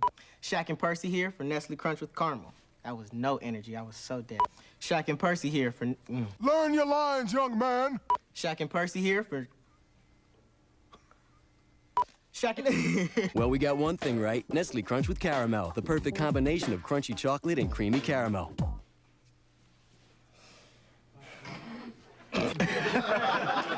Why be plain when you can be crunchy? Do you know me? 10 years ago, I started a company that scouted locations for films and TV shows. Now they say we're scouting the future of television with our own show, Queer Eye for the Straight Guy. As a producer, I'm thrilled with all the attention we're getting. As a business owner, I'm still thankful for the first recognition I ever got. With Open, the small business network, David Collins has the tools to make big things happen. You can too, when you have an American Express business card. Impossible isn't a fact. It's an opinion. Like when they said, don't fight Sonny Liston. He's gonna destroy Ali. So when my father looks impossible in the eye and defeats it, what do you think I'm gonna do when they say women shouldn't box? Yeah, that's right. Rumble, young girl, rumble. This copyrighted telecast of the National Basketball Association may not be retransmitted, reproduced, rebroadcast, or otherwise distributed or used in any form without the express written consent of the NBA. Tomorrow night on NBA TV, Game 2 between the Hornets and the Miami Heat. It starts at 8 p.m. Eastern Time in high-definition television. Now let's go back to Spiro Ditas and Snapper Jones in Indianapolis. The halftime intermission winding down here inside Conseco Fieldhouse in Indianapolis. The Boston Celtics, a 5-point lead at the break, 46-41. Walter McCarty and company have certainly come to play tonight as Ron Artest suspended, unavailable, as we welcome you back to courtside. Spiro Ditas, Steve Snapper Jones, and we wondered how this game would be affected, Steve, as we're going to look here at the first half highlights, how this team would be altered. Not only the Pacers, but the Celtics. John Carroll wanted his team not to rely on Pierce, wanted a team-oriented, swarming style. That's what we see here. Well, the story of the first half is the ability of the Boston Celtics to get into the open court and find the seams and play at the bucket, and they did a lot of that in the first quarter of play, driven by the open court play of Chucky Atkins getting to the bucket and making it easy for Boston to be competitive at the offensive end. The Indiana Pacers countered with the quickness of Al Harrington against a bigger Mark Blount, and anytime he was able to go one-on-one, he was able to dance inside. The Pacers also used Harrington's ability to score over the top as one of their weapons. The other weapon was Jermaine O'Neal, and O'Neal has the ability to play inside and out and play over the top of the defense, and that's what he did. They backed off of him. O'Neal finally got into a good shooting rhythm and made the Boston Celtics defense pay. The Pacers caught up at that point, but then it was the open court play and the athleticism of Paul Pierce taking over to give Boston a lead, which they held into the intermission. So Paul Pierce made an impact as he came back into the second quarter.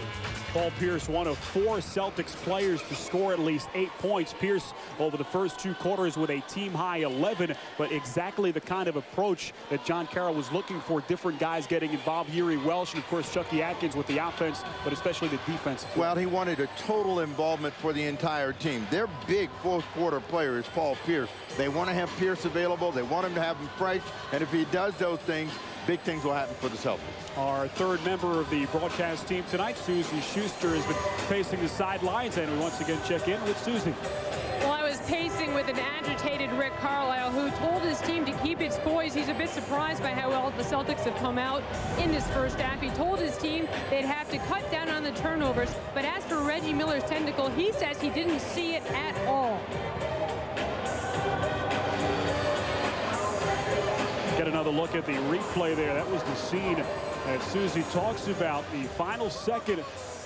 You can't see it. The halftime.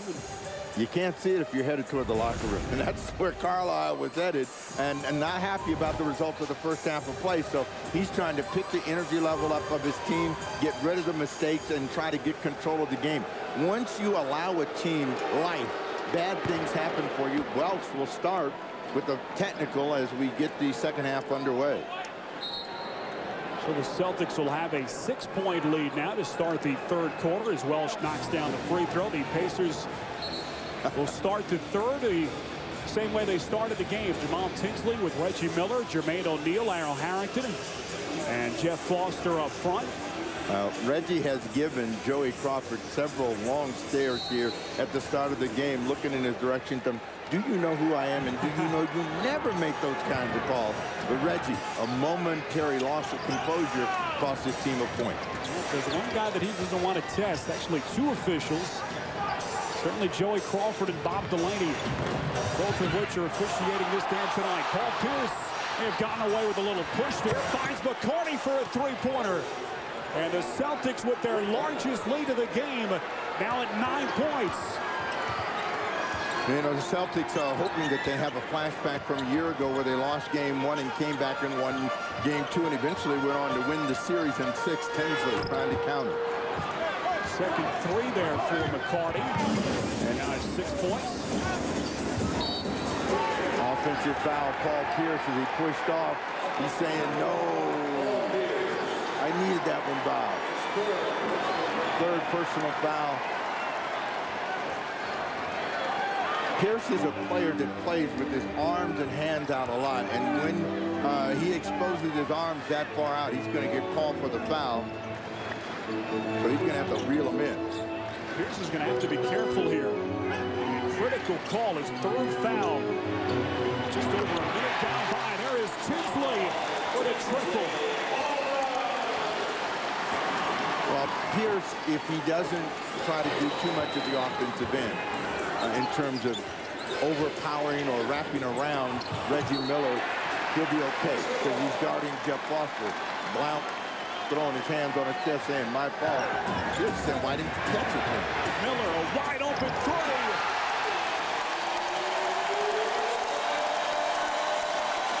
They were slow getting back, and that allows the Celtics, or at least the Indiana Pacers, a momentary pause of excitement, and we'll go to a break. First three-pointer tonight for Reggie Miller. And John Carroll burns a 20-second timeout. And just like that, Steve, the Pacers, they're within 3 points now, 50-47. Well, the Pacers are noted for guys that can make threes, but nobody makes bigger threes than Reggie Miller. Tinsley got the first, and now you're going to find Reggie Miller in one of his favorite pieces of territory on a basketball court in the corner, and he knocks that one down, and suddenly the Pacers back in the ball game, crowd back in the ball game after the Celtics had a 9-point advantage. Reggie Miller, 23rd on the NBA all-time postseason scoring list. Ended up getting just 45 points to surpass Bill Russell for number 22 on the list. Well, I've said this a lot of times about Reggie Miller. There has been no player in postseason play that's made more deep shots, clutch shots than Reggie Miller. Right on cue, Reggie. As it rim in and out, Jeff Foster tracks it down. And a fresh 24 for the Pacers. Tinsley hits a string, sets up Jermaine O'Neal from the outside.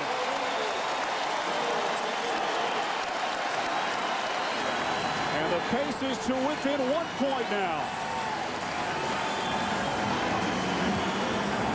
15 for Jermaine O'Neal, an 8-0 Pacers run. Atkins trying to shake Tinsley. And his pass intercepted by Foster. Here's Miller. Throwing some contact. Felt that he was fouled by Welsh. No call. Atkins now. Quickly back.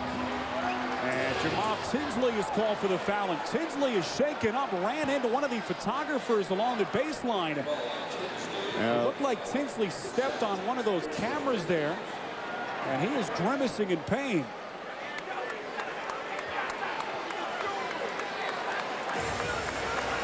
And a member of the security team walks over to one of the photographer there, and he's going to go flying down and then just backing his way in, turn the ankle. I think that was more for you, Spiro. Just a little bit more air time as he backs in and he tweaks it just a little bit, but not enough to come out of the game. Steve, those plays are so dangerous. Those photographers are right up along the baseline. Not much room for the players to maneuver there under the basket. As Atkins knocks down his first free throw, it's surprising we don't see more of those injuries. Well, most of the time the players are mindful and aware of where the photographers are, and Tinsley backed into some equipment or somebody's foot back there. Atkins gets both of the free throws. But Chucky Atkins has his first chance to get in the open court here in the second half. The Pacers have made Boston make some mistakes. That's allowed them to, turn the turnover back into something positive. Tinsley shoots as Atkins was run off the screen. And back comes Atkins now, the second Celtic tonight in double digits, joining Paul Pierce. Atkins with 10. Pierce now against Reggie Miller. This is not a good matchup for Reggie Miller, and they do the right thing, make him shoot over the top. But when he has the ball, he's got to make a decision a little bit quicker, try to drive the ball to the bucket against Reggie Miller. I haven't seen Pierce drive enough tonight as Jermaine O'Neal has it deflected off his leg out of bounds. And more boos from this crowd here in Indianapolis. But a lot of players bring the ball down, and with the way that guys play hands defense, you're going to get stripped a lot, and that's what happened to Jermaine O'Neal. Crowd thought it was a foul, tipped away Harrington. Here is Jermaine now, a 2-on-1, and a spinning finish by Jermaine O'Neal. He has a game-high 17 points. but you can see the exceptional hand defense of the NBA player. A lot of guys have their hands out. They're able to get a piece of the ball, make something bad happen to the opponent, and that's what's happened to the Celtics here. More turnovers than shots as Blount is on the way to the rim. Going to get 2. A hard foul that time by Foster. Good sportsmanship as Foster making sure that Blount is okay. That's number 3 against Foster, so Blount back to the free throw line. Clock stopped at 8:03 left to play in what has been a very physical ball game tonight. Ironically, a game minus Ron Artest, one of the most physical players in the NBA. Blount extends the Celtics lead back to 2 points. If you're just joining us, Ron Artest suspended yesterday by the NBA for 1 game for leaving the vicinity of the bench during that game 1 altercation between O'Neal and Celtics rookie Brandon Hunter. Blount knocks down a pair at the line, and the Celtics lead now 54-51. Here at Conseco, Atkins knocks it away from Tinsley.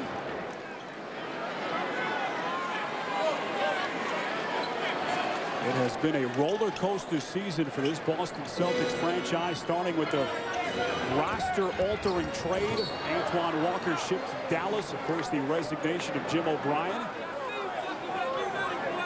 Well, John Carroll felt that his team hit rock bottom when they played Portland in Portland and got outscored 22-0 and really got dominated in the ball game. And he felt, well, we're going to find out what kind of team we have.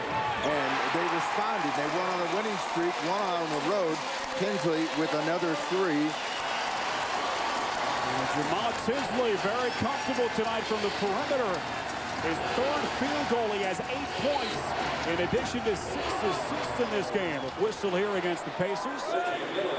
Reggie Miller called. It's his 3rd. The one thing that you have to do is get to guys in the corner that are shooting 3-pointers. That's the easiest place and most comfortable place for players to shoot the 3-pointer. And Tinsley knocks down his 2nd. He has taken 4 here in the quarter, made 2. Pierce one-on-one against Foster went the long way. Pierce just lost the handle baseline. Pierce just has not looked comfortable tonight. 5 of 12 shooting. He does have 11 points and 7 rebounds. Boston with 12 turnovers, half of which have come in this 3rd quarter. Here's Jermaine O'Neal. Good head fake inside. Contact as Mark Blount called for the blocking foul. Blount was out top guarding Reggie Miller and recovered all the way back into the baseline as Jermaine O'Neal went around Walter McCarty, and that's the reason that Blount picked up the foul. He had to come back and try to get in. Didn't have good position. Ricky Davis getting set to check in. Now there is some confusion. The game clock and shot clock started running there during the stoppage. Official Michael Smith conversing with the scorers table, so they reset the game clock down to 7:04 as it will be Jermaine O'Neal to the free throw line. Ricky Davis set to check in for Boston at the scorers table.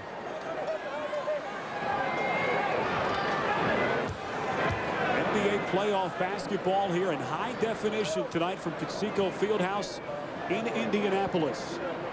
Spiro Dean, Steve Snapper Jones, Susie Schuster, our entire NBA TV crew on hand. As Jermaine misfires on his first.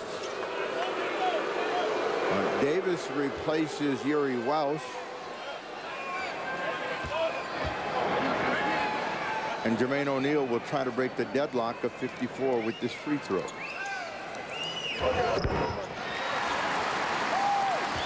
So Jermaine gives the Pacers a lead. They've played the majority of this game from behind so far. This is trying to find some kind of offensive rhythm now, leading 55-54, under 7 minutes left in this 3rd quarter. Chance of defense. Well, one thing that Boston is doing is taking too much time to decide what they want to do. The crowd all over this officiating crew tonight. Jeff Foster out in territory where he's really not accustomed. Bites on the fake of Paul Pierce and this is what gets him in trouble. He goes up and then leans right into Pierce. Pierce will get 3. I'm going to say that's a bad call. It's just one you have to let go. You're saying he didn't foul him? It's a no call. Oh, he fouled him all right. You might say he shouldn't get the free throws, but he definitely fouled him.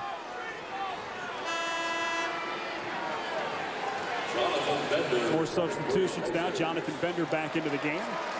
Getting some added minutes tonight with the suspension of Ron Artest.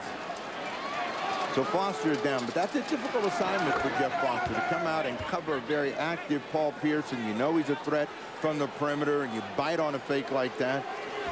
It's going to cost you at some point. So Foster sits down after picking up his 4th personal foul. And Pierce capitalizing at the free throw line as the Celtics retaking a 2-point lead now, 57-55. Tisler working Atkins off his straight. Now to Jermaine O'Neal. The secret to any kind of success that Boston is going to have is to keep the Celtics in front of them and make them play from the outside. Don't allow them to get you inside with Jermaine O'Neal and then have to recover to an outside shooter. Atkins way flat that time on that long-distance shot. Celtics looking for more in transition. They have dominated the fast break points tonight. Jermaine O'Neal unable to convert the turnaround. Blount the rebound. Crowd wanted to travel. They had a pretty good argument that time.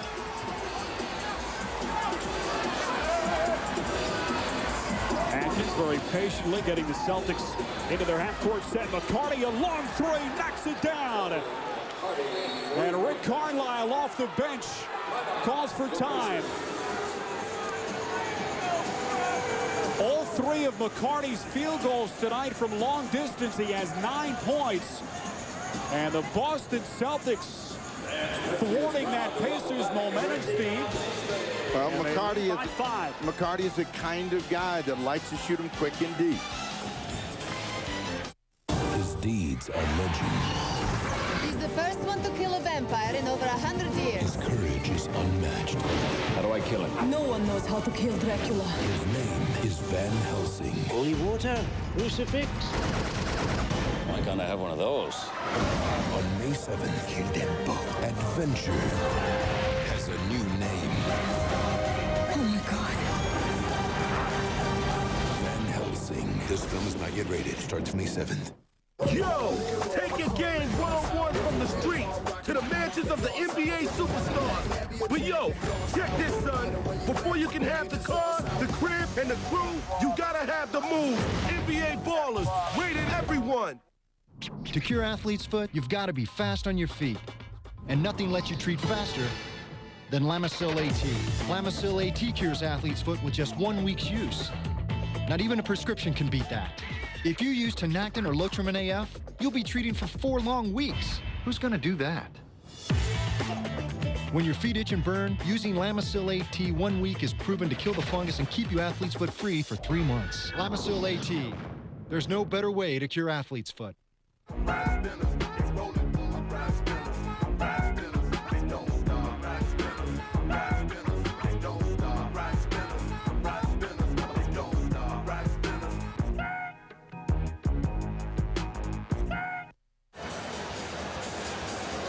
Boston Celtics fighting for their lives tonight, trying to even this series at a game apiece. Game 2 here at Conseco Fieldhouse in Indianapolis. 5:43 left to play in this 3rd quarter. Pacers 2 minutes ago taking a 1-point lead, but the Celtics answering back as they have taken a 5-point cushion now as we approach the 5-minute mark. Fred Jones controlling. Whenever they get in trouble, they like to come to Jermaine O'Neal and make the defense react. 3 on the clock for O'Neal. Jermaine, quick turnaround, baseline. And Walter McCarty with his 3rd rebound. O'Neal is the leading scorer for Indiana and the leading scorer in the ball game. Another whistle, this one against Jonathan Bender. That's number 2 against Bender. A quick move by Paul Pierce, and it catches Bender unaware. He's got both arms extended and into the chest of Paul Pierce.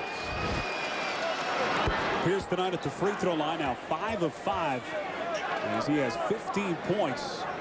And more importantly for Boston, their lead now extends to 6. And how about the Celtics getting the opportunity snapper at the free throw line? Boston 21 free throws, and the Pacers meantime with just 8.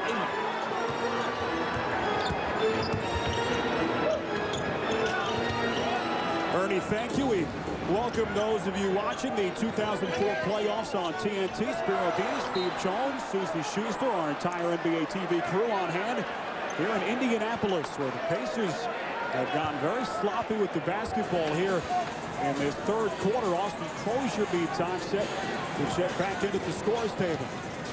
What coaches really are bothered by is unforced turnovers, where the defense doesn't make you make the mistakes, period. Celtics have led tonight by as many as 9 points. Currently up by 7, 62-55. Tinsley dribbles back out against Atkins. Ball knocked away by Pierce. And Bender comes back. And a foul's going to be called here against Pierce. And that will be number 4 against the 3-time All-Star. He can't believe it.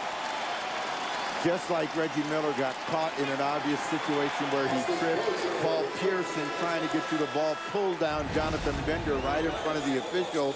As this ball comes across, Pierce thought he had a chance at it. Now watch, he's not going to get it, and he'll pull Jonathan Bender to the floor. Easy call to make. Right, you're going to tell me you don't like that one either. I'm going to defer to Mr. Crawford and this veteran officiating crew. You stay out of trouble.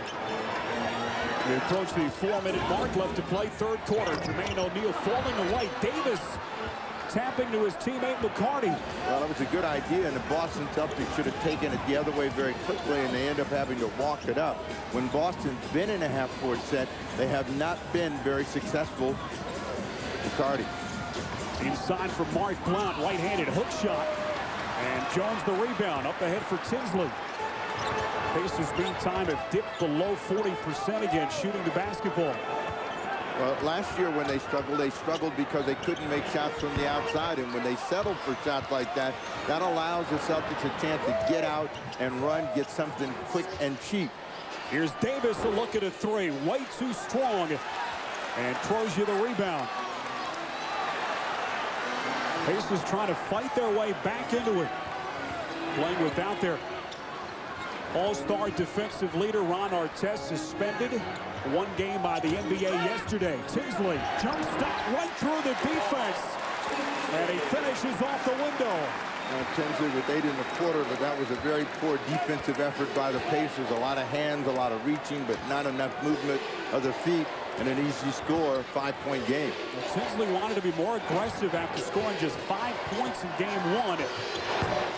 In 29 minutes, McCarty trying to follow his own miss, and he was beaten by Crozier. Tinsley again trying to beat Atkins that time, follows his own miss.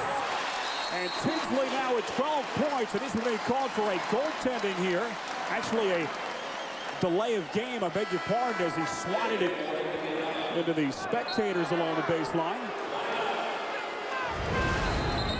We get another look at Jamal Tinsley staying with the play and then slapping it away, so the delay of game. And Tinsley toasty warm now. He's got 10 here in the quarter, and one of the reasons that the Pacers have been able to stay close, down 3. Tinsley with 12 for the game, 5 of 11 in 24 minutes. And we will get a timeout. John Carroll wanting to talk things over. Game clock stopped at 2:38 left to play, third quarter, game 2 here in Indianapolis. The Celtics a 3-point lead over the Pacers. Timeout.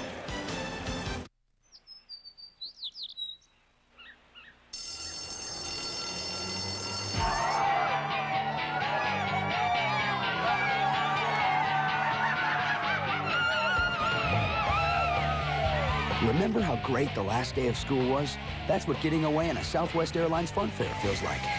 These low fares to your favorite vacation spots are available any day of the week and start at just $49. You are now free to move about the country. We can rebuild him. Better, stronger, faster. AOL 9.0 with top speed technology built in. For web surfing up to 5 times faster than with standard dial-up. Call 1-800-TOP-SPEED. Knicks and Nets in the second half. Let's take a look. Kenyon Martin strips Kurt Thomas. Jason Kidd gives it right back to Kenyon Martin for the jam. Martin strong early, but the Knicks want to run. Penny Hardaway to Shandon Anderson. Up and under and in. Anderson finishing. Too much New Jersey, though. Jason Collins to Rodney Rogers. At the end of 3, Nets up 72-59. Now let's go back to Conseco. Welcome back to Conseco Fieldhouse, where the Celtics are up 62-59, and Coach John Carroll just told his team, despite the lead, you're not playing nearly hard enough. You can play faster, you can play harder, you can break it through the lanes, and you can hit from the corners. When Ricky Davis just sent up that hard 3, he actually liked it. He wants to see his team play even more aggressively against this Pacer team. Susie, thank you. John Carroll taking over after the resignation of Jim O'Brien. Back in January, talking with Carroll before the game, he has been very proud of the way this team has responded through all the adversity, all the roster changes, and all the turmoil that has engulfed this team from the start of the season. As they get an offensive foul called here against Boston. It's against Blount. That's number 3 against him.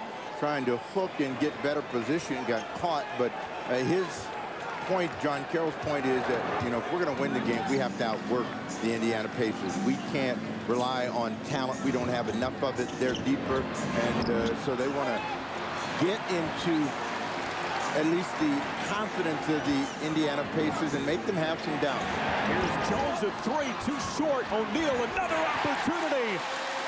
And Jermaine O'Neal took a shot to the face that time. No call, but O'Neal now at 20.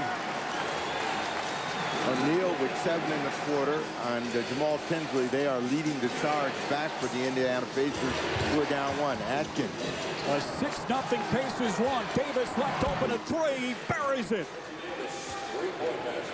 First 3-point field goal of the night for Ricky Davis.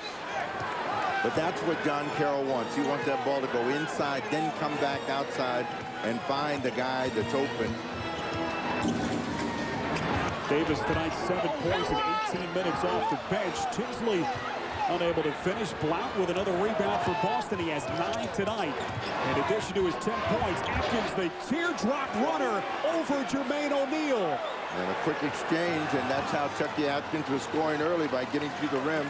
4 in the quarter for him, 12 on the night. Every time snapper, the Pacers have gotten close. The Celtics have answered. Can they maintain this level? That's the question. Davis, a steal. 3-on-2 break finds Atkins along the perimeter, and look out.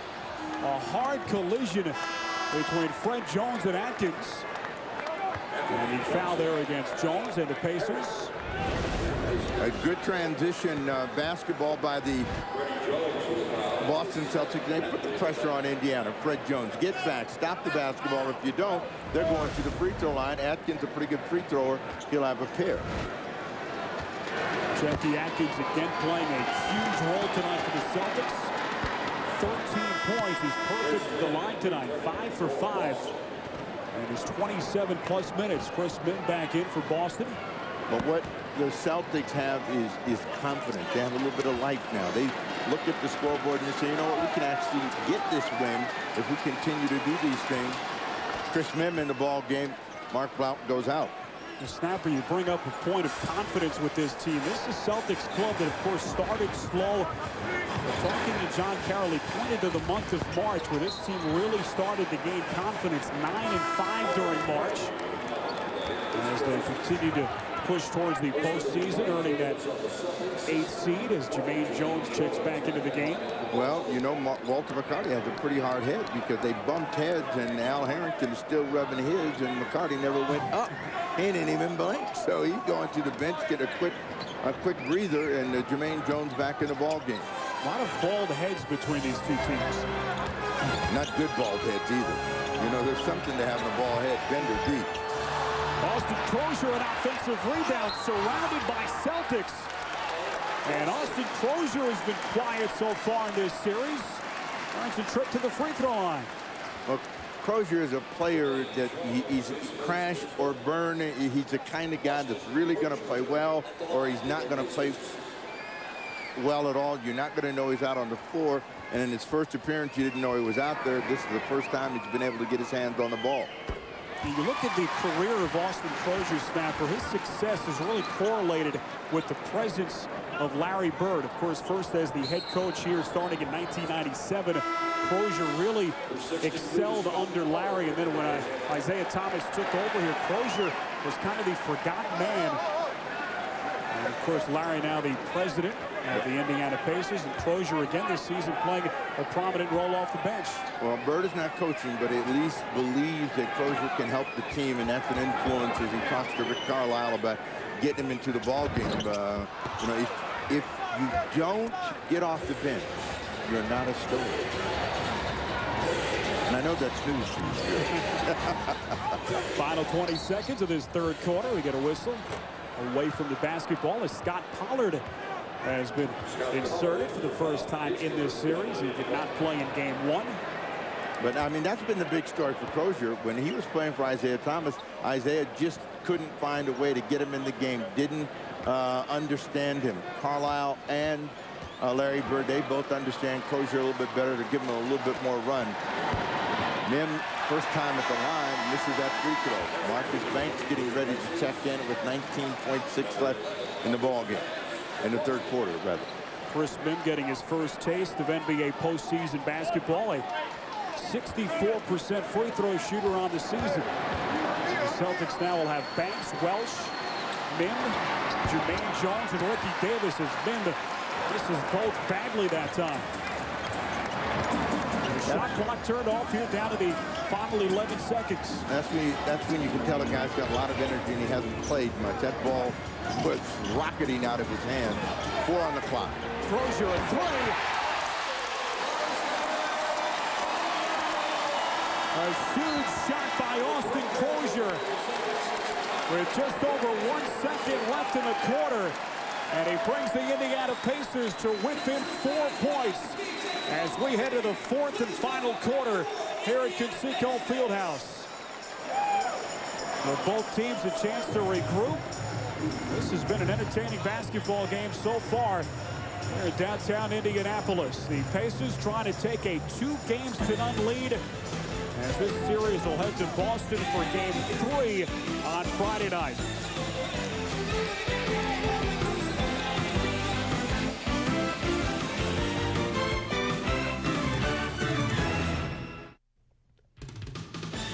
Game night on NBA TV is brought to you by Lamisil AT, the official athlete's foot treatment of the NBA, and by Radio Shack. You've got questions, we've got answers. To cure athlete's foot, you've got to be fast on your feet. And nothing lets you treat faster than Lamisil AT. Lamisil AT cures athlete's foot with just 1 week's use. Not even a prescription can beat that.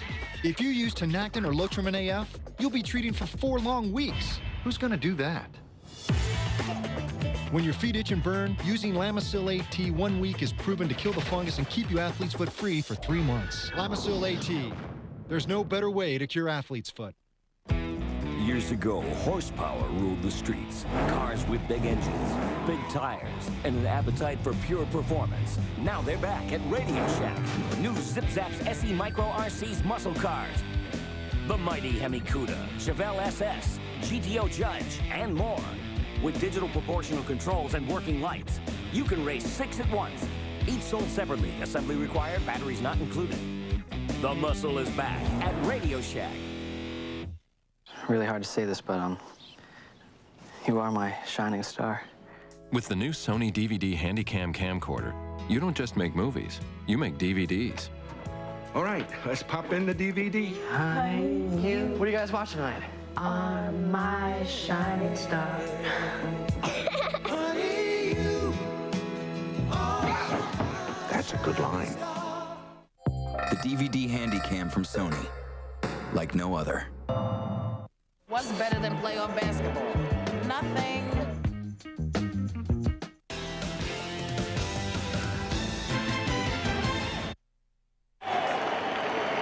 Welcome back to Conseco Fieldhouse, where the Celtics are up over the Pacers 69-65. This has been such a physical game, and who better to quarterback a physical game than Colts quarterback Peyton Manning? He attempted to get into this scrum at all. Well, anytime you're around sports as an athlete, you always feel competitive. But it's always exciting to watch playoff basketball, especially the Pacers. All right, who's your team? It has to be the Pacers.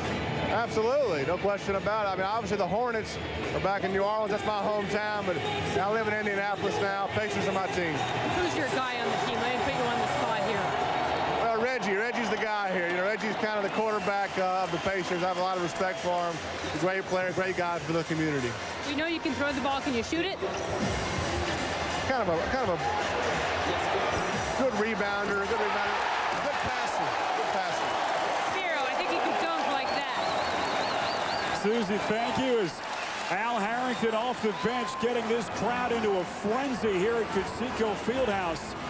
And the Pacers are within 2 points now. 30 seconds gone by in this fourth quarter. More chance of defense. Welsh, ill-advised shot over Crozier that time. Here's Crozier quickly back.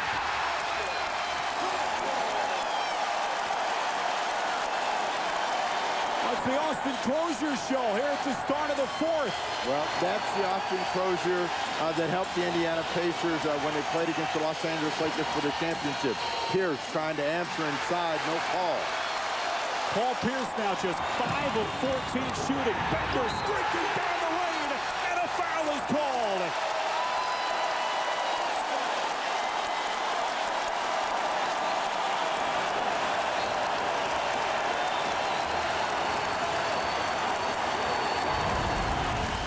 So it takes one guy to get them started, and the Indiana Pacers have followed the lead of Austin Crozier and Al Harrington, and they've become a very explosive team, and they are making things happen against a late reacting Boston Celtic defense. So it's one of those things where Boston will now have to respond to this early charge here in the fourth quarter from Jonathan Bender and the Indiana Pacers. Well, Jonathan Bender breaking the 10th tie tonight. Timeout here at Conseco Fieldhouse.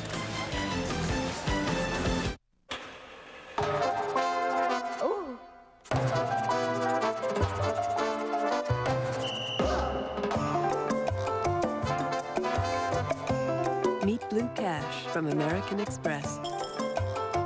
Shaq and Percy here for Nestle Crunch with Caramel. Allow me to do that one more again. Shaq and Percy here for... Learn your lines, young man. Shaq and... Nestle Crunch with Caramel, the perfect combination of crunchy chocolate and creamy caramel. Why be plain when you can be crunchy?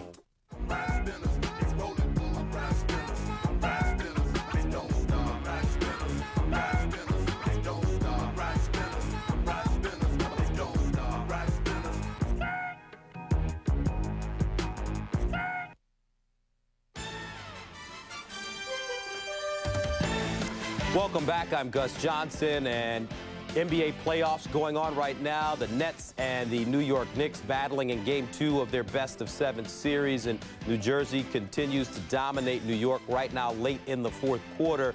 Kenyon Martin, 22 points, 14 rebounds for New Jersey. Richard Jefferson, who had 21 points in Game 1 with 18 right now. And look at the line for Jason Kidd, 15, 8, and 6.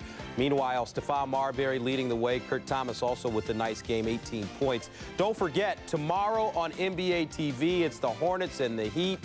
It will be seen in high-definition television. Now let's go back to Indy.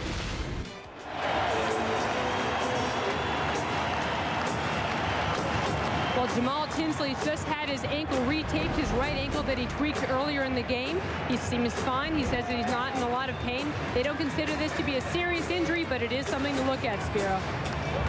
Susie, thank you. An awkward moment earlier in this second half as you take another look at the play. Jamal Tinsley, the bottom portion of your screen, stepping on one of the cameras there along the baseline, one of the photographers. His grimacing in pain. A scary situation as they retape that right ankle of Tinsley, as Susan points out. And the Pacers are hopeful he will return. Jonathan Bender, meantime, caps off a three-point play. It's an 11-0 Pacers run snapper, bridging the third and fourth quarters.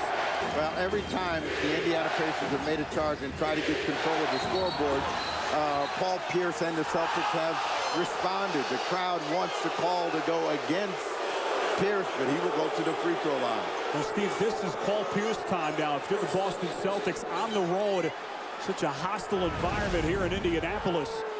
And Pierce trying to remain aggressive here down the stretch.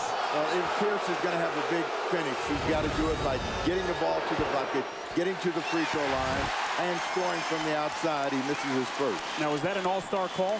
No. The defense is still moving. I mean, when you're home and you think you should get all of the calls, you're always going to react that way. Pierce, one of two. Okay. Just wanted to check with you. I don't know. I think you're trying to get into the referees union here some way.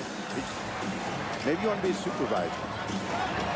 Hopefully Ronnie Nunn, the director of officials, is in Washington tonight. Fred Jones loses his footing there as Jermaine Jones was defending on the play. Also, Yuri Welsh was there. And a jump ball called here. They'll jump it up at the free throw line. They'll clean up that wet spot. The key to being a good offensive player is playing under control. That time, Fred Jones just a little bit out of control, lost control of the dribble, slip, so they'll jump it up. Jones, looking to tap the ball in the direction of Al Harrington. Bill Crawford trying to muscle his way to some space between those two. Shot clock did not reset. It's down to 7 seconds. Crozier extending along the baseline. And Crozier's into one of those liftoff modes of his where everything is working for him. He's either playing from the three-point line or at the bucket. His second hoop here in the fourth quarter. Well, Crozier did not play in game one. Tonight in 13 minutes, he has 8 points. Welsh short. Harrington rebounds. Well, this crowd is deafening right now here at Conseco. Better than 17,000 on hand. And those of you watching at home get to enjoy this game in high definition tonight here on NBA TV. Johnson into the corner, left open on a switch. Since that wasn't the play, Anthony Johnson had better make that shot. He had a tough time controlling the ball, and the Pacers are up 6. We approach the 9-minute mark left in regulation. Here is Pierce now turning on Bender. Outside Atkins, a three-pointer. Way short, an air ball from Chucky Atkins. Jonathan Bender is a aggressive driver. You can see him just pounding his way into the rim to get that hoop. So he's come in and given him a positive charge, and it's up to the Celtics now to find a way to answer, see if they can make the Indiana Pacers make a few mistakes and give them a chance to score easily. Pacers outscoring the Celtics 11-1 in this quarter. Offensive rebound, Bender, and a foul is called. So more free throws upcoming for Indiana now, as they have really started to assert themselves, Snapper, on the boards, both offensively and defensively now. Here in the early part of the fourth quarter, this seems like the second quarter in game one, where eventually the depth and the talent of the Boston Celtics just was not there to match what the Indiana Pacers are throwing at them, and they're just being overrun right now. Yuri Welsh going down, Mark Brown back in, Jermaine Jones down, Ricky Davis in. So they know that they need points, and they need a lot of them. They need to be able to get control of the Indiana Pacers at the offensive end of the floor. Jonathan Bender expected to play heavy minutes tonight with no Ron Artest, who's suspended tonight. Bender 19 minutes tonight for Rick Carlisle, 6 points in addition to his 5 rebounds. Celtics needing offense, inserting Ricky Davis. As Snapper pointed out, they scored just 1 point in 3 minutes and 20 seconds of the fourth. Pierce still struggling. He's 5 of 15. Keep in mind he was 5 for 18 on Saturday. Well, sometimes Pierce is his own worst enemy. A nice pump fake, but he made a tough try. Anthony Johnson going to get a hoop on that as he goaltended. So everything going the way of the Indiana Pacers right now. And they have their biggest lead of the night, 79-70. Now, Steve, you can really tell now that this Celtics team, inexperienced in the playoffs, has been affected by a raucous crowd on the road. Here at Conseco, Atkins knifing his way through the defense. A much-needed bucket for the Celtics. 16 points now for Chucky Atkins. Things quieted down as the crowd was on a roar, high energy, because their team had finally crawled on top. Chucky Atkins was saying, hey, you got to watch that guy clip me on that screen. Reset the lineups for you. The Pacers with Crozier, Jones, Harrington, Jonathan Bender, and Anthony Johnson. And Celtics with Atkins, Blount, McCarty, and Ricky Davis. Also Paul Pierce for Boston. Here's Jones getting to Crozier's screen. As we are now under 8 minutes left. 7 to shoot for the Pacers. Jones.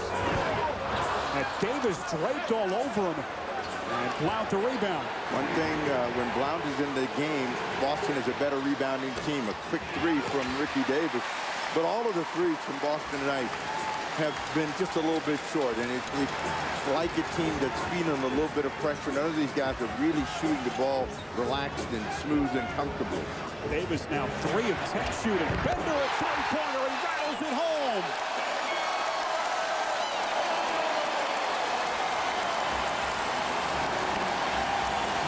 For Bender, and the Pacers have opened up a 10-point lead, 82-72, and John Carroll burns another timeout.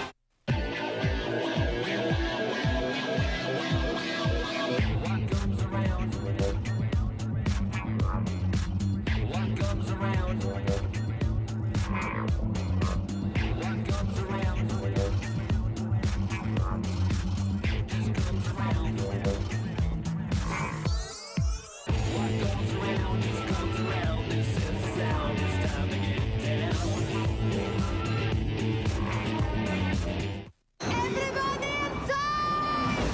Evil has many names, but only one man to fear. Van Helsing, your reputation precedes you. Really? On May 7th. Who's hunting whom? Adventure lives forever. Van Helsing. This film is not yet rated. It starts Friday, May 7th. We can rebuild him. Better, stronger, faster.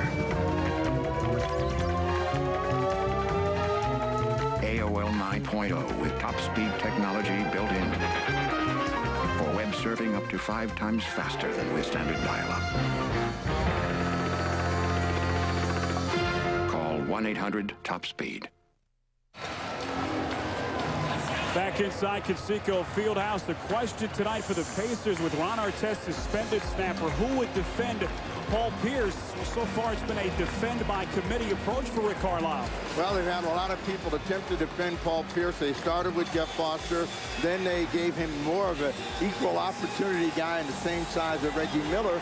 And now they have a much taller Jonathan Bender defending. The problem for Paul Pierce is he's not getting the ball in areas where he feels comfortable and shooting, kind of rushing his shot, and they need Pierce to come alive here in the fourth if they're going to have any chance of winning this ball game down 10. Pierce just 5 of 15 shooting. He attacks baseline, and he draws contact as Austin Crozier was there trying to close out. And Crozier picks up his first personal, so Pierce trying to earn his points at the free throw line now. With just over 7 minutes left to play in regulation. 10 points is not a big lead to overcome, but they've got to have one player get hot. Since the fourth quarter started, it is a 17-3 run for the Indiana Pacers. Pierce with another miss. Pierce missed the final 2 games of the regular season with a right ankle injury. And has yet to find his rhythm since. We mentioned his struggles shooting in game 1. And there makes just 1 of 2 at the free throw line. Makes it a 9-point Celtics deficit. Jones picked up by Davis. Gets a Crozier screen. Crozier very active tonight. Outside for Jones, a 3.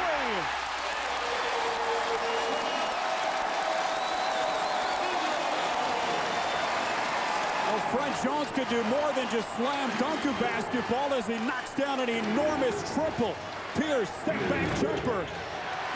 And Harrington corrals the rebound, his 12th now.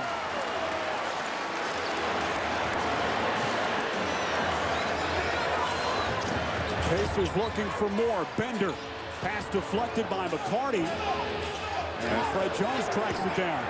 This lineup, Jones, Bender, Harrington, Crozier, has given a lot of life to the Indiana Pacers, and Rick Carlisle is letting them roll. Kentucky Atkins tries to get a quick score for Boston. You're right. They've got a long stretch without Jermaine O'Neal. Also, Reggie Miller has been a spectator here in the 4th. But that chance of defense. But that tells you what Boston is fighting. They're playing a team that's got 2 teams, and Boston only has 1 team. Such a deep basketball team for Rick Carlisle here in Indiana. And as the game goes along, the defense of the Boston Celtics is getting weaker and weaker as Fred Jones is wide open on that opportunity. Early in the ball game, they were up, they were challenging, the Pacers weren't getting those kind of chances. Well, look at Chucky Atkins trying to finish on a reverse play. At 3 Pacer defenders come at him that time. Harrington now to Bender. Pass for Crozier deflected. Here's Harrington. Up and under against Blount. He follows his own miss. Bob Delaney saying that Harrington stepped out along the baseline. And it will be Celtics basketball. Right now we check back in with Susie Schuster. Well, Spiro, they do indeed have a second team. They have a second coach. Reggie Miller has been cheering on his team, coaching during the timeouts, encouraging his players to get back in defense and charge the basket on offense. He is indeed filling 2 roles tonight, Spiro. Reggie Miller turns 39 in August. Paul Pierce, the bucket and foul. He'll have a chance at a 3rd point. So the Celtics trying to keep it close here down the stretch. Well, Jermaine O'Neal is finally going to re-enter the ball game at the 5:14 mark, but it's been Paul Pierce trying to find a way to keep his team in the ball game, gets that drive to fall. And you're looking at the point total, and you know that it's been a very, very disappointing, even devastating 4th quarter effort by the Celtics. That is the 6th point of the quarter, and we have played over 7 minutes. Paul Pierce at the free throw line tonight, 8 of 10. Make it 9 of 11. Pierce now with 21 points as he brings the Celtics to within 9, 85-76. As we will get a timeout. This Pacers bench outscoring the Celtics reserve core 30-11. A main reason why they lead 85-76. Pipes, half court, center field, rec centers, rec leagues, major leagues, and labs. Super Bowl, far bowl, windstorm, windmills, sweat chambers, and labs. Turf, grass, mud, sand, schoolyard, backyard, the garden, the swamp, the vet, the vent, the pit, the park, the lake, the J, the bar, Dean Dome, Sky Dome, and labs. Venice, Truckers, old school, new school, home, Gatorade. Tested in labs, proven everywhere. Greatness is not a birthright.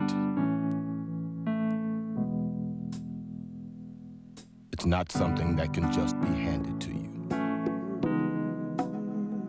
So why is it such a surprise for someone great to come from nowhere? Well, maybe nowhere has something to do with it.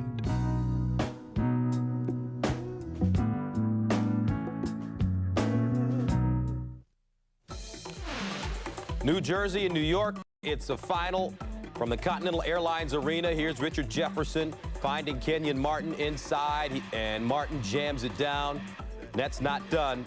This time, Martin strips Kurt Thomas to Jason Kidd. Give it up, get it back from the big fella as Kenyon Martin slams it down. Now Richard Jefferson steps behind the three-point line, knocks down a three, and New Jersey takes a 2-0 lead in the series, 99-81. Back to Conseco. Ron Artest unavailable tonight for the Pacers, serving his 1-game suspension. And Snapper Jones, the Pacers' depth tested here in Game 2. And take your pick. Who do you praise? It's Crozier, Bender, and Fred Jones. Well, when we talked to John Carroll, he said, you know, we just don't have enough weapons to match them. And you can see Crozier, Bender, Fred Jones all making a big contribution here at the start of the fourth quarter. And that has been the difference in the ball game. The energy off the bench, 30-11. The Pacers a big advantage, and it's come here mostly in the second half. And a chance for Jermaine O'Neal, their top performer, to get a long breather on the bench to start the fourth. Johnson, a flat-footed three. Rare miss. Look at Bender Stein for the rebound and the finish. Well, his head was at rim level that time. 9 here in the fourth quarter for Jonathan Bender. And again, when you have more weapons than your opponent, it eventually shows up, and that's what's showing here as Paul Pierce is playing 1-on-5. McCarty. A long three from McCarty. And Johnson tips to Jermaine O'Neal. And the Pacers in complete command now here in Game 2. And even though this is only an 11-point lead, it feels like it's a bigger lead because Boston is struggling so much to score. Another easy score for Fred Jones. Well, Snapper, the Celtics have completely fallen apart defensively in this fourth quarter. Well, keep in mind the Celtics led 69-65 after 3. The one thing that is never spoken enough about is that when a team breaks down defensively, it's usually because their offense is broken down as well. Defense is an energy part of the game. And when, 2 technicals on Jermaine O'Neal. Now, did he tee him up once or twice? Bob Delaney getting an earful from Jermaine O'Neal. Now Rick Carlisle's going to walk over. So they have called 1 technical on Jermaine. This was just signaled the second time to reaffirm the call. As Paul Pierce knocks down his first free throw. That was a technical. Well, apparently Jermaine had something to say because it wasn't very demonstrative. Obviously couldn't hear what he was saying. It has been deafening inside this arena all throughout this game.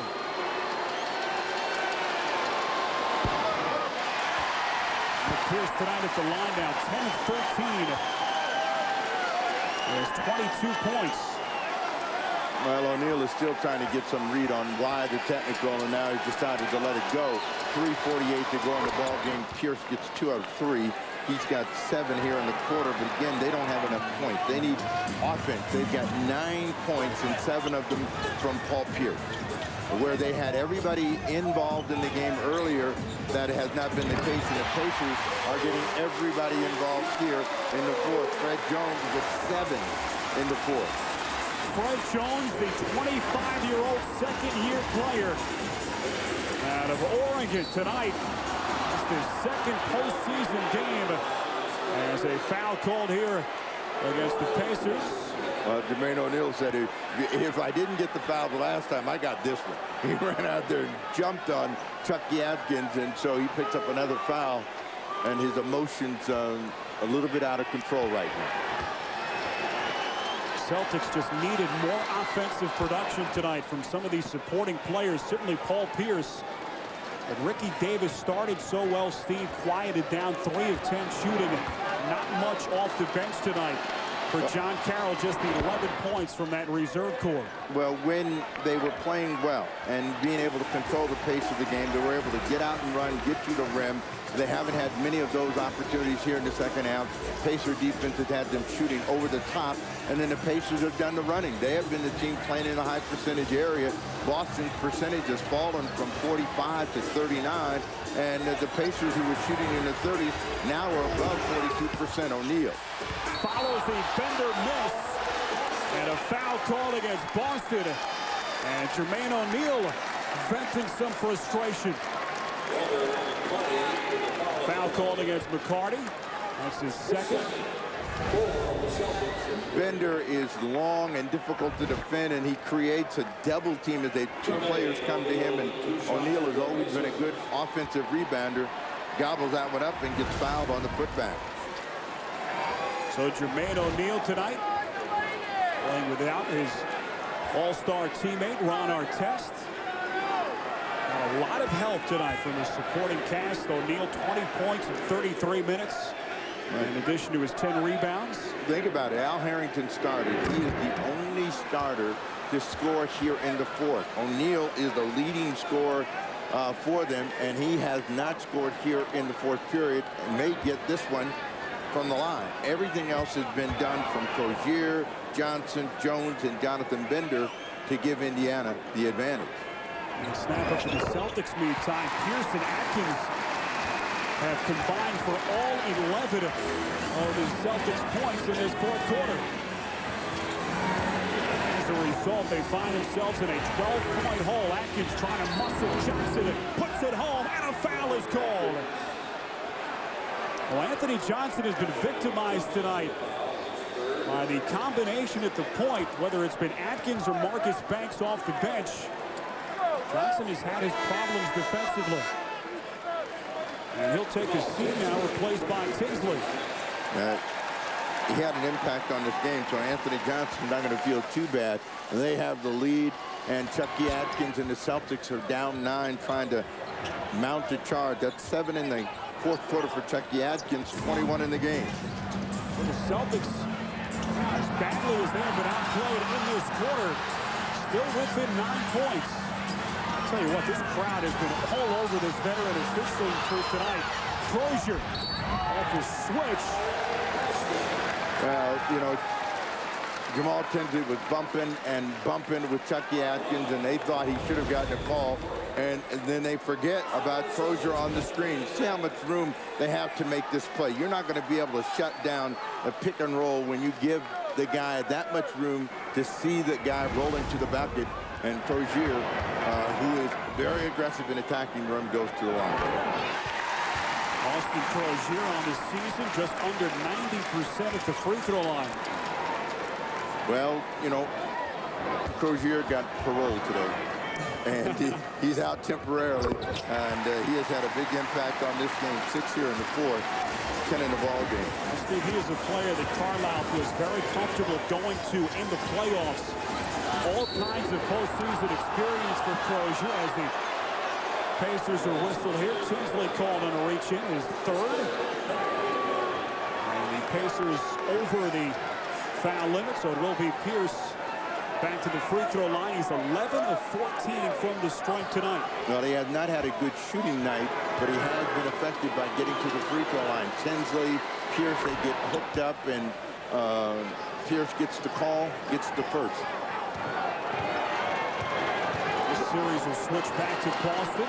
Game 3 on Friday night. They'll play game 4 on Sunday afternoon at 1 o'clock Eastern. But the Boston defense has to force some mistakes right now. Indiana is very comfortable, using some time and running the same play. They're going to get open opportunities. Crozier coming back to the middle. Tinsley has been high from 3. Knocks down another triple. If you can't control the ball at the point of attack, bad things happen to you, and that's what's happening to the Boston Celtics.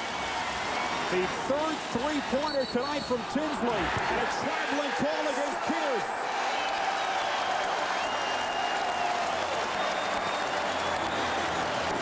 Pierce, the same move he made against Foster, only this time he took an extra step and he made the shot. Would have been a 4-point play. Jamal Tinsley, 3 three-pointers tonight. And the Pacers, meantime, as a team, 8 of 20 from 3, 40%. Final 90 seconds of regulation. Bender way strong, and Davis tracks it down. Celtics frantically trying to come into the deficit here. Davis loses the handle, and O'Neal comes away with it. A 4-on-1 break.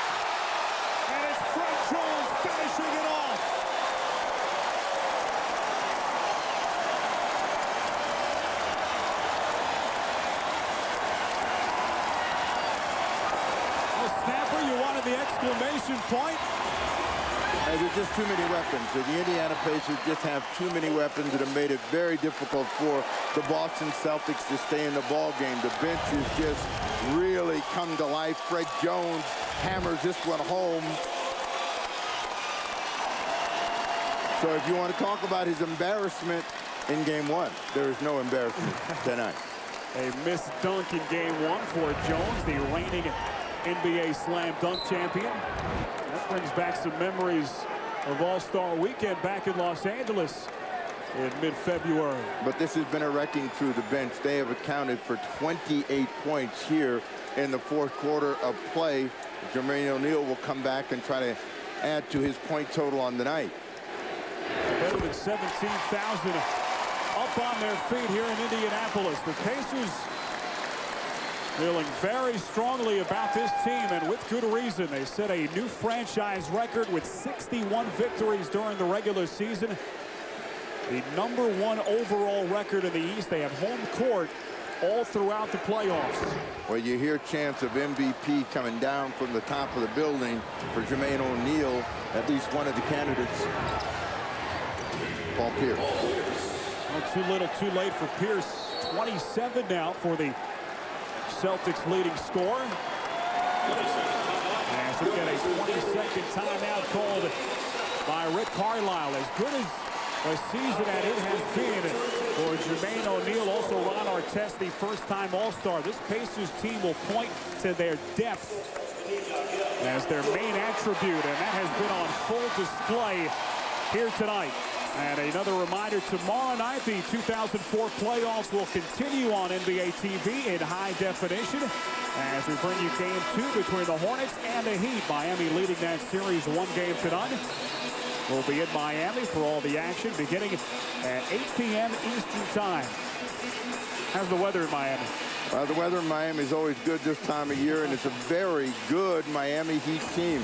They bounced back and really have played well. They won game 1, and it's a very, very intense rivalry that they have with the Hornets. So this is a team that was beaten badly by the Hornets the last time they were in the playoffs, 3 and out, and they want to measure revenge, and they're going to try to go 2-0 before they head back to Peyton Manning's hometown, New Orleans. That series Snapper referring to between the Hornets and Miami Heat back in 2001. You don't hear much talk about the Heat, but so much talent and versatility. And speaking of which, Fred Jones continues a torrid shooting night. He's 7 of 11 tonight for 17 points. 12 here in the fourth quarter. McCarty answered with another 3, but that's too little too late as we have 26 seconds left in the ball game. And it's about a 2-second differential between shot and game clock. And the Pacers, with a big fourth quarter, will put this one away. So these two teams will have a couple of days off. They go back to the drawing board. Certainly for the Boston Celtics, they will head back to Boston. Down 0-2 in this first-round playoff series. Almost the closure with the final shot as the fourth quarter horn sounds here at Conseco Fieldhouse. A tightly contested game through 3 quarters as Boston led by 4 heading into the fourth. And that's when the Pacers just took over. A dominating performance by the Pacers over the final 12 minutes. And Snapper, they will take a 2-0 lead back to Boston. Well, you talked about the couple of days off they have. They better go out and find some more players. They've got to find more players to match the depth of the Indiana Pacers. Again, when you look at the way that the Pacers finished the ball game, they finished it with guys coming off the bench. Well, the Pacers getting contributions up and down their roster tonight. Susie Schuster standing by with 2 of their stars. Susie? I've got Jermaine O'Neal. I've got Fred Jones. And Jermaine, another playoff double-double for you. This game was a scrum for 3 quarters, but in the fourth quarter, the Pacers were able to pull away. What was the difference? Oh, we didn't feel like we gave our best effort. You know, we felt like we just let them get 19 easy points in transition. We know if we walk it down defensively, things gonna go our way. The better defense we play, the better offense we play, and it's kind of hand in hand with us. We did that the second half. How impressed were you with how the bench played? A guy to my right had a pretty nice game. They're the reason why we won the game. The starters were still struggling in the third quarter. They came in the game and made it happen real big for us. So, you got to tip your hats off to those guys. They're the real reason why we won the game tonight. All right, Fred, you made up for that kind of missed dunk the other night with a little exclamation point at the end. How important was it for you guys tonight to come off the bench and show them that you meant some business? Oh, we just had to come in and do our job. Our starters been carrying us all year, and they played really well the other night. And, we felt like we were struggling a little bit coming out of halftime. And, our group came in and tried to give us an emotional lift. One starter coming back for Game 3, Ron Artest. How much do you guys appreciate him now? Oh, we love that guy. That's our heart and soul it is, too. He come out and play hard every night. We missed him tonight, but I know he'll be ready on Friday. Jermaine, were you impressed with how your team was able to play filling Ron Artest's shoes tonight? No, this team has did that all year. When I was out, they did the same thing. When Al, Reggie, whoever's been out, this team has found a way, to win games. So I think a lot of people don't talk about our depth and our talent on our team, but I think we have the best bench in the league. I think we have one of the best rosters in the league, and tonight proved the same thing like they did all year, that we can, no matter who's playing the game, we can still win the game. Jermaine, Fred, time to pack your bags for Boston. Thanks, guys. Spiro, let's go back to you. What up, Ron? Susie, thank you very much. And anyone who knows Ron Artest, Steve, knows the competitive nature. Wherever he was tonight, back home, he was chomping at the bit, but he could certainly smile now knowing that the Pacers have taken a 2-0 lead. Well, I think the Pacers understand that they have a deep team and they understand what they need to do in order to advance in the playoffs, and that's all they're concentrating on. Ron Artest will be part of that. But again, tonight, the bench, 43-11, that's the difference in the ballgame. And so what a finish tonight for the Indiana Pacers, trailing by 4 heading into the final quarter. That's when the floodgates were opened up here at Conseco. They win it by 13 points over John Carroll's Boston Celtics. So many stars in this game. Jermaine O'Neal, 22 points to lead the Pacers. Again, the final, the Pacers 103, the Celtics 90. Join us again tomorrow for Miami. Game 2 between the Hornets and the Heat. And so for Steve Jones and Susie Schuster, I'm Spiro Ditas. Right now, back to our studios. This is NBA action. This week, the NBA playoffs are here, and we'll bring you all the action, including the showdown between two of the league's best big men. Plus, tell you who's bringing home the NBA's postseason awards. Follow the Denver Nuggets in their battle to make the playoffs. And as always, bring you the top 10 plays of the week. Nick Allen, Abdur-Rahim working the two-man game. What a pass! Ratliff jams it home.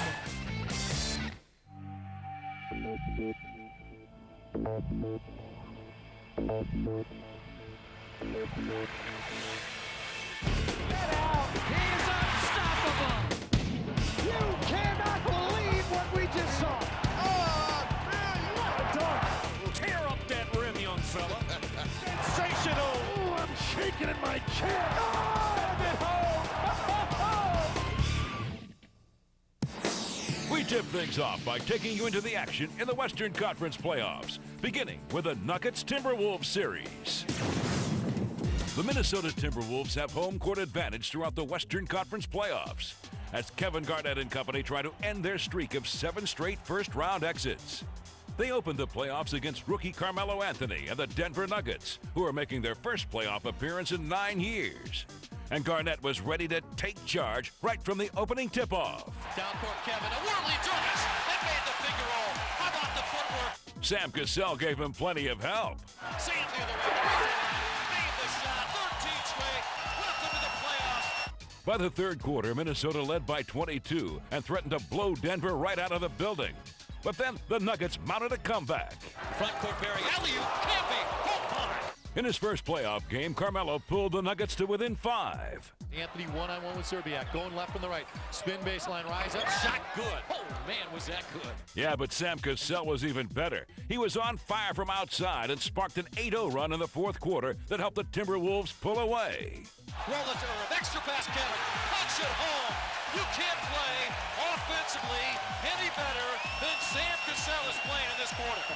And the 11-year veteran would tie his career high. Sam against Boykins on the post-up, looking for 40 off the glass. He's done it, JB, in game one. In the lane. What a Wolves playoff debut. Minnesota went on to take Game 1 over the 8th-seeded Nuggets, 106-92.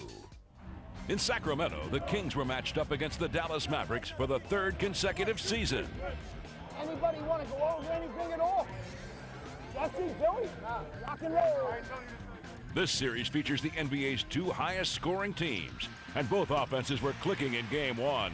Doug Christie played a big role for the Kings with 21 points, 11 assists, and 8 rebounds, while Dirk Nowitzki scored 32 for Dallas as neither team could pull away. Nowitzki from about 12. The Mavs led by 3 late in the 3rd quarter as Antoine Jamison scored 18 in his playoff debut. But then the Kings began to take over. Stojakovic for an open 3. Sacramento opened the 4th quarter on a 19-7 run, led by Chris Webber. Webber, kind of an awkward handoff, but it works. Webber had 26 points and Peja Stojakovic 28 as the Kings rolled to a 116-105 victory in Game 1. In Los Angeles, it was the 2nd-seeded Lakers against the 7th-seeded Rockets, and a matchup of 2 of the league's best big men, Shaquille O'Neal against Yao Ming. Shaq had the best of it early on, overpowering Houston down low. But the Rockets were staying right in the game thanks to the play of Steve Francis. Francis somehow gets the ball back and flips it up. Oh, what a play from Steve Francis. Despite Kobe Bryant's usual heroics, the Lakers just couldn't shake the Rockets. And with Houston leading by 1 in the closing minute, LA desperately needed a big play. Bryant double team. O'Neal. But the Rockets would have one last chance to win it, and Steve Francis found Jim Jackson in the corner. Jackson from the lane. Won't go. O'Neal the rebound. And the game is over. The Lakers survive Game 1. In Game 2, Shaq would jumpstart the Lakers. But when O'Neal got in foul trouble, Houston grabbed a 2-point halftime lead. LA answered right back with a boost from Karl Malone.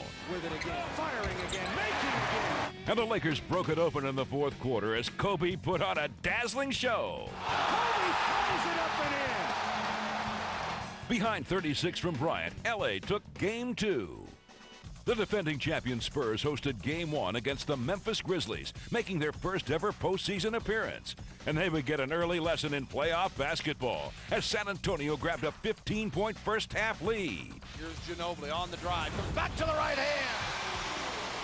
The Grizzlies did all they could do to stay in the game, with Bonzi Wells scoring a team-high 16 points, while James Posey added 15. But Memphis never would get close in the second half, and San Antonio rolled to an easy victory in Game 1, led by the reigning MVP. Looking for Duncan. Tim, count it! 98-74 as Tim Duncan leading the way with 26. And the Spurs weren't about to let up in Game 2. This time it was Tony Parker's turn to play the starring role. The 3rd-year point guard stepped up with 15 points in the first half. Here's Parker, feeling it with another 3. Parker's great play helped San Antonio take an 11-point lead at halftime. Then Memphis made a run to pull within 1. But Tim Duncan shut the door on the Grizzlies' comeback. Duncan gets the easy start. And veteran Robert Horry performed his usual playoff heroics, hitting 6 of 9 from the field, as the Spurs went on to an 87-70 victory and a 2-0 series lead. Now let's take a look at the NBA.com Western Conference playoff picture. In the first-round best-of-7 series, the top-seeded Minnesota Timberwolves are 1 game up on the Denver Nuggets, while the Sacramento Kings lead the Dallas Mavericks 2-0. In the other bracket, it's the defending champion San Antonio Spurs leading the Memphis Grizzlies 2-0, while the Los Angeles Lakers have taken the first 2 games of their series against the Houston Rockets. The winners in each bracket will go on to meet in the Western Conference semifinals.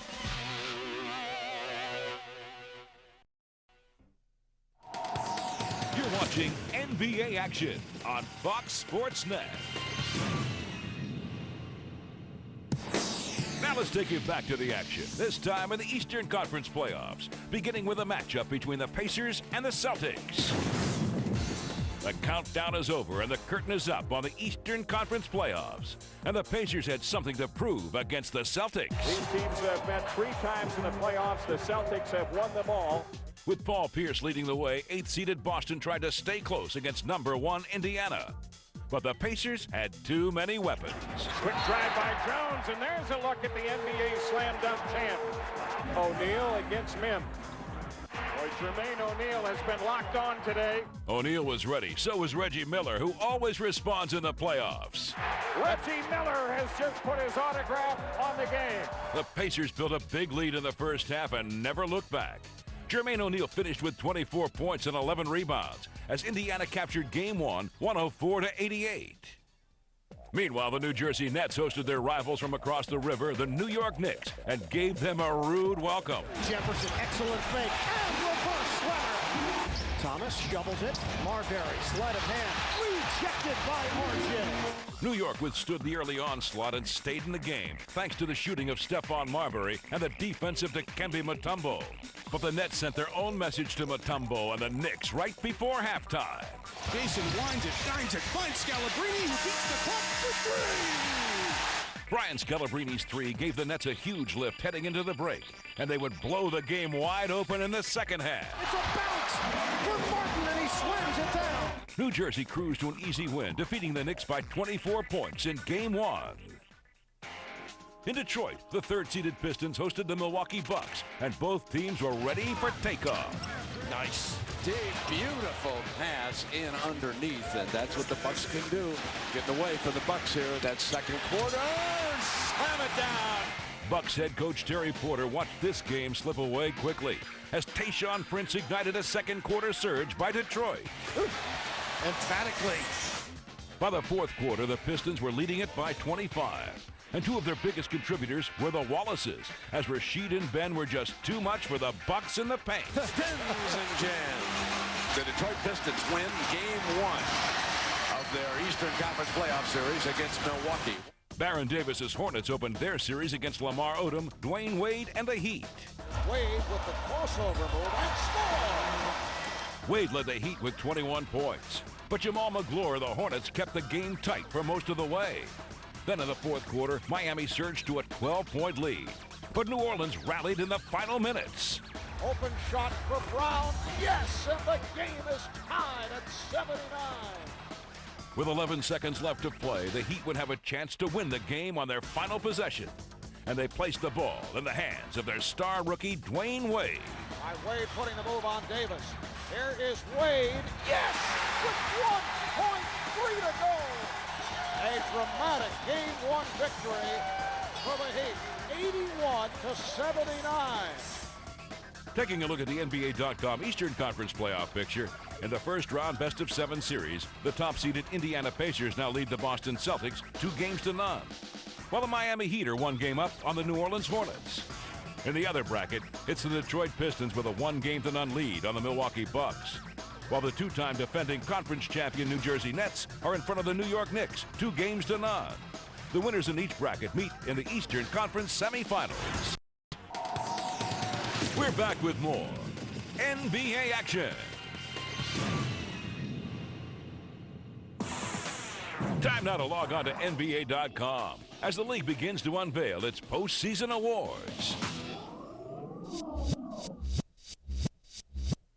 And there, the young fella gave the crowd what they came to see.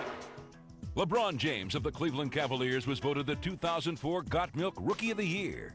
LeBron led all rookies in steals and was second in scoring. LeBron James continues to be hot. LeBron beat out the Denver Nuggets' Carmelo Anthony to become the youngest player ever to win the award. The league's #1 draft pick, he came to the NBA right out of high school. I knew mentally and physically I was able to, be ready to play in this league, and I was able to do that because I was put in a great system and put around great players. This year's Defensive Player of the Year award goes to the Indiana Pacers' Ron Artest. The Pacers' defensive stopper, he shut down some of the league's top scorers and finished 3rd in the NBA in steals. Pass stolen by Artest, driving to the other end, hammers it home with the right hand. My hat's off to Ron and the great effort he made during the year, and we're all very proud and happy for him. Our test was one of the main reasons why Indiana had the NBA's best record and their third best defense, as he held his opponents to just 8 points per game. And Artest says, take that, right in his face. Meanwhile, another Pacer, Reggie Miller, won the J. Walter Kennedy Citizenship Award for outstanding community service. The 17-year veteran is a fixture in Indianapolis, and each year he holds a charity bowling event to raise money for young burn victims, a program Reggie began after losing his own home in a fire. Reggie Miller means so much to this city, and you know, him stepping up for this type of cause is just wonderful, and it's there's so much energy here, and everybody's having so much fun. It's just great to be a part of it. In other news, the Philadelphia 76ers have hired Jim O'Brien to become their new head coach. A Philadelphia native, Jim spent 3.5 years as coach of the Boston Celtics, guiding them to 2 playoff appearances, including a trip to the 2002 Conference Finals. Finally, the Toronto Raptors dismissed their head coach, Kevin O'Neal, after 1 year on the job. The Raptors finished 33-49 this season, as Vince Carter's team missed the playoffs for the 2nd year in a row. As much as everybody tries to blame KO, I think it's us as a team, the players, that have to produce and perform. And I'll take a lot of blame for that because, you know, being an all-star and a leader, you know, it's my job to come out here and rally my guys and get it done. Time now for more NBA action.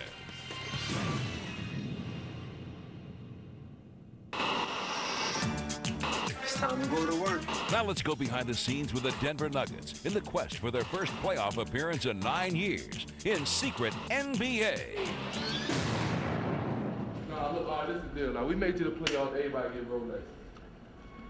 That's on camera, too. We made it to the playoffs, everybody get Rolex. 7 months later, it looked like Carmelo Anthony could be doing some watch shopping because the Nuggets were drawing closer to the playoffs. I'm very proud of this basketball team in terms of being able to overachieve at a great level and to put themselves in the position they're in right now. And so we need to just continue to grow. And tonight's another big step in the growing process, and we'll see if we're up to the task. Everybody, this is a huge, huge game. Huge game. We all know that, and we're going to get this game too. We're going to get it. We lost a tough one last night, so now, you know, we tied with Portland, and this game can make us or break us right here. But this is a must win. Our guys are all tuned in to just how important this game is. We want to make the playoffs. We're treating this as a must game. We only have 3 games left, so there is no time, there isn't any time now to have a stumble or to have a big mistake which sets us back. How big is this game? The biggest game all year. Biggest game of the season. We take a look at the things, how they look from the Pepsi Center. Officially, the playoffs tip off next Saturday, but for these 2 teams, tonight's contest certainly resembles a Game 7. Lose this game and we're going home next Wednesday. I mean, there shouldn't be anything I need to say. This is what it's all about. Take advantage of our home court. Push the basketball. Push it, push it, push it. Don't stand. Keep it moving. Attack. Don't lay it. Take people down. Take charges. This is all about how bad you want it. That's all it is. How bad do you want it? This is a game of the season. Let's have fun. Let's work together. This is what it's about right here. Let's do it. Nuggets on 3. 1, 2, 3. Nuggets. Carmelo. Anderson, wide open 3. Not a good start if you're the Denver Nuggets. Leonard's got it. Nice feed to Leonard. He will dunk. Foul in front of him. Kick that one off his foot. The Nuggets have it back. Carmelo out of the field. Down the lane. Dunk. Well, this went from all of a sudden Denver needed a timeout to a big run. 8 straight for Denver to take the lead. With Portland just as desperate as the Nuggets, this game would come right down to the final minutes. This is a playoff game. Both teams now are fighting for their playoff lives. Carmelo Anthony got it! ties the ball game up. Outstanding defense as the Blazers have it. Clock to 5. Randolph with a fadeaway. Yes! 8 seconds left. The Nuggets use their final timeout. The season might well come down to this possession for Denver right here. Down by 2 with time running out, Carmelo would take the biggest shot of his young career. Got it to Anthony. Patterson comes in to guard him. Carmelo steps back, shoots the J. Got to tie it with 4 seconds left. Anderson with the inbound. Stoudemire's got it. To win it short or in overtime. Anthony took over in the extra period, scoring 6 of his 30 points, leading Denver to victory. Yes! I said a while ago, big-time players play big in big-time games. Carmelo again. Yes! He just went out to the stores and buy that number 15 jersey because he is amazing.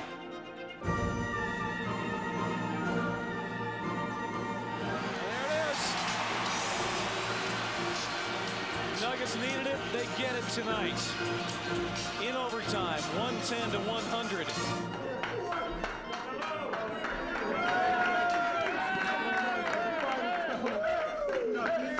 Listen, you guys have a great Easter tomorrow. The day's off. But listen. Sacramento plays tomorrow. You know, give them a watch now. And Monday at 10 o'clock. Now, I'm going to tell you what. I'll tell you something. Monday is huge. It's the next step. You guys are absolutely wonderful. Big time. That was big time. Woo! Yeah! 1, 2, 3. Welcome back to NBA action.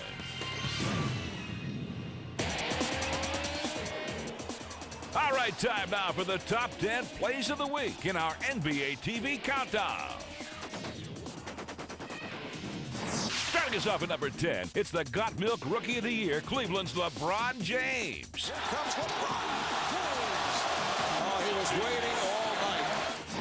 At 9, it's the Warriors' Mike Dunleavy as he leaves it behind for Jason Richardson. Dunleavy in a foot race. Mike to the rim. Drops it back to Richardson. And they're going to count it. Dunleavy's going to shoot a free throw, and they're going to count this basket. At number 8, Jason Kidd sets up Kenyon Martin with a little help from the glass. And takes it all away, or maybe it was an intended pass for Kenyon Martin. I think it was. You can't see behind, get it? He can. Coming in at number 7, the Spurs' Manu Ginobili goes right through a pack of Grizzlies. Oh, what a play by Manu Ginobili. And went in against 3 big defenders. At number 6, the Rockets' Steve Francis drove past every roadblock, even a big one named Shaq. Oh, what a play from Steve Francis. He wanted a foul, but O'Neal just stood there. In at number 5, in the closing moments of Game 1, Shaq bails out the Lakers. O'Neal and foul. Yellowman is fouled out, and the Lakers regain the lead. At number 4, it's another Game 1 hero, as Heat rookie Dwayne Wade burns the Hornets. Wade putting the move on Davis. Here is Wade. Yes! With 1.3 to go. Dwayne Wade has given Miami a 2-point lead. Hit at number 3 in the final game of the regular season, Kobe Bryant comes through for the Lakers. Kobe cannot get Patterson in the air. A wild three. Hit it. Kobe Bryant ties the ball game up as only Kobe Bryant can do. At 2, it's Kobe again in double overtime, trying to give LA the division title. Bryant for 3. Well, I've told you before, this is not the guy you want to let shoot the shot in this building. And with the number 1 play of the week, Kobe one more time as he carried his Magic right into the playoffs. Unbelievable! That's our show for this week. Thanks for watching. Last week, fans on NBA.com said that this amazing play by Kobe Bryant off the glass was the number 1 play of the week, and it's certainly worth another look. And you can follow all the action from the 2004 NBA playoffs by logging on to the league's official website, NBA.com. I'm Jim Fagan for NBA Action. See you next week.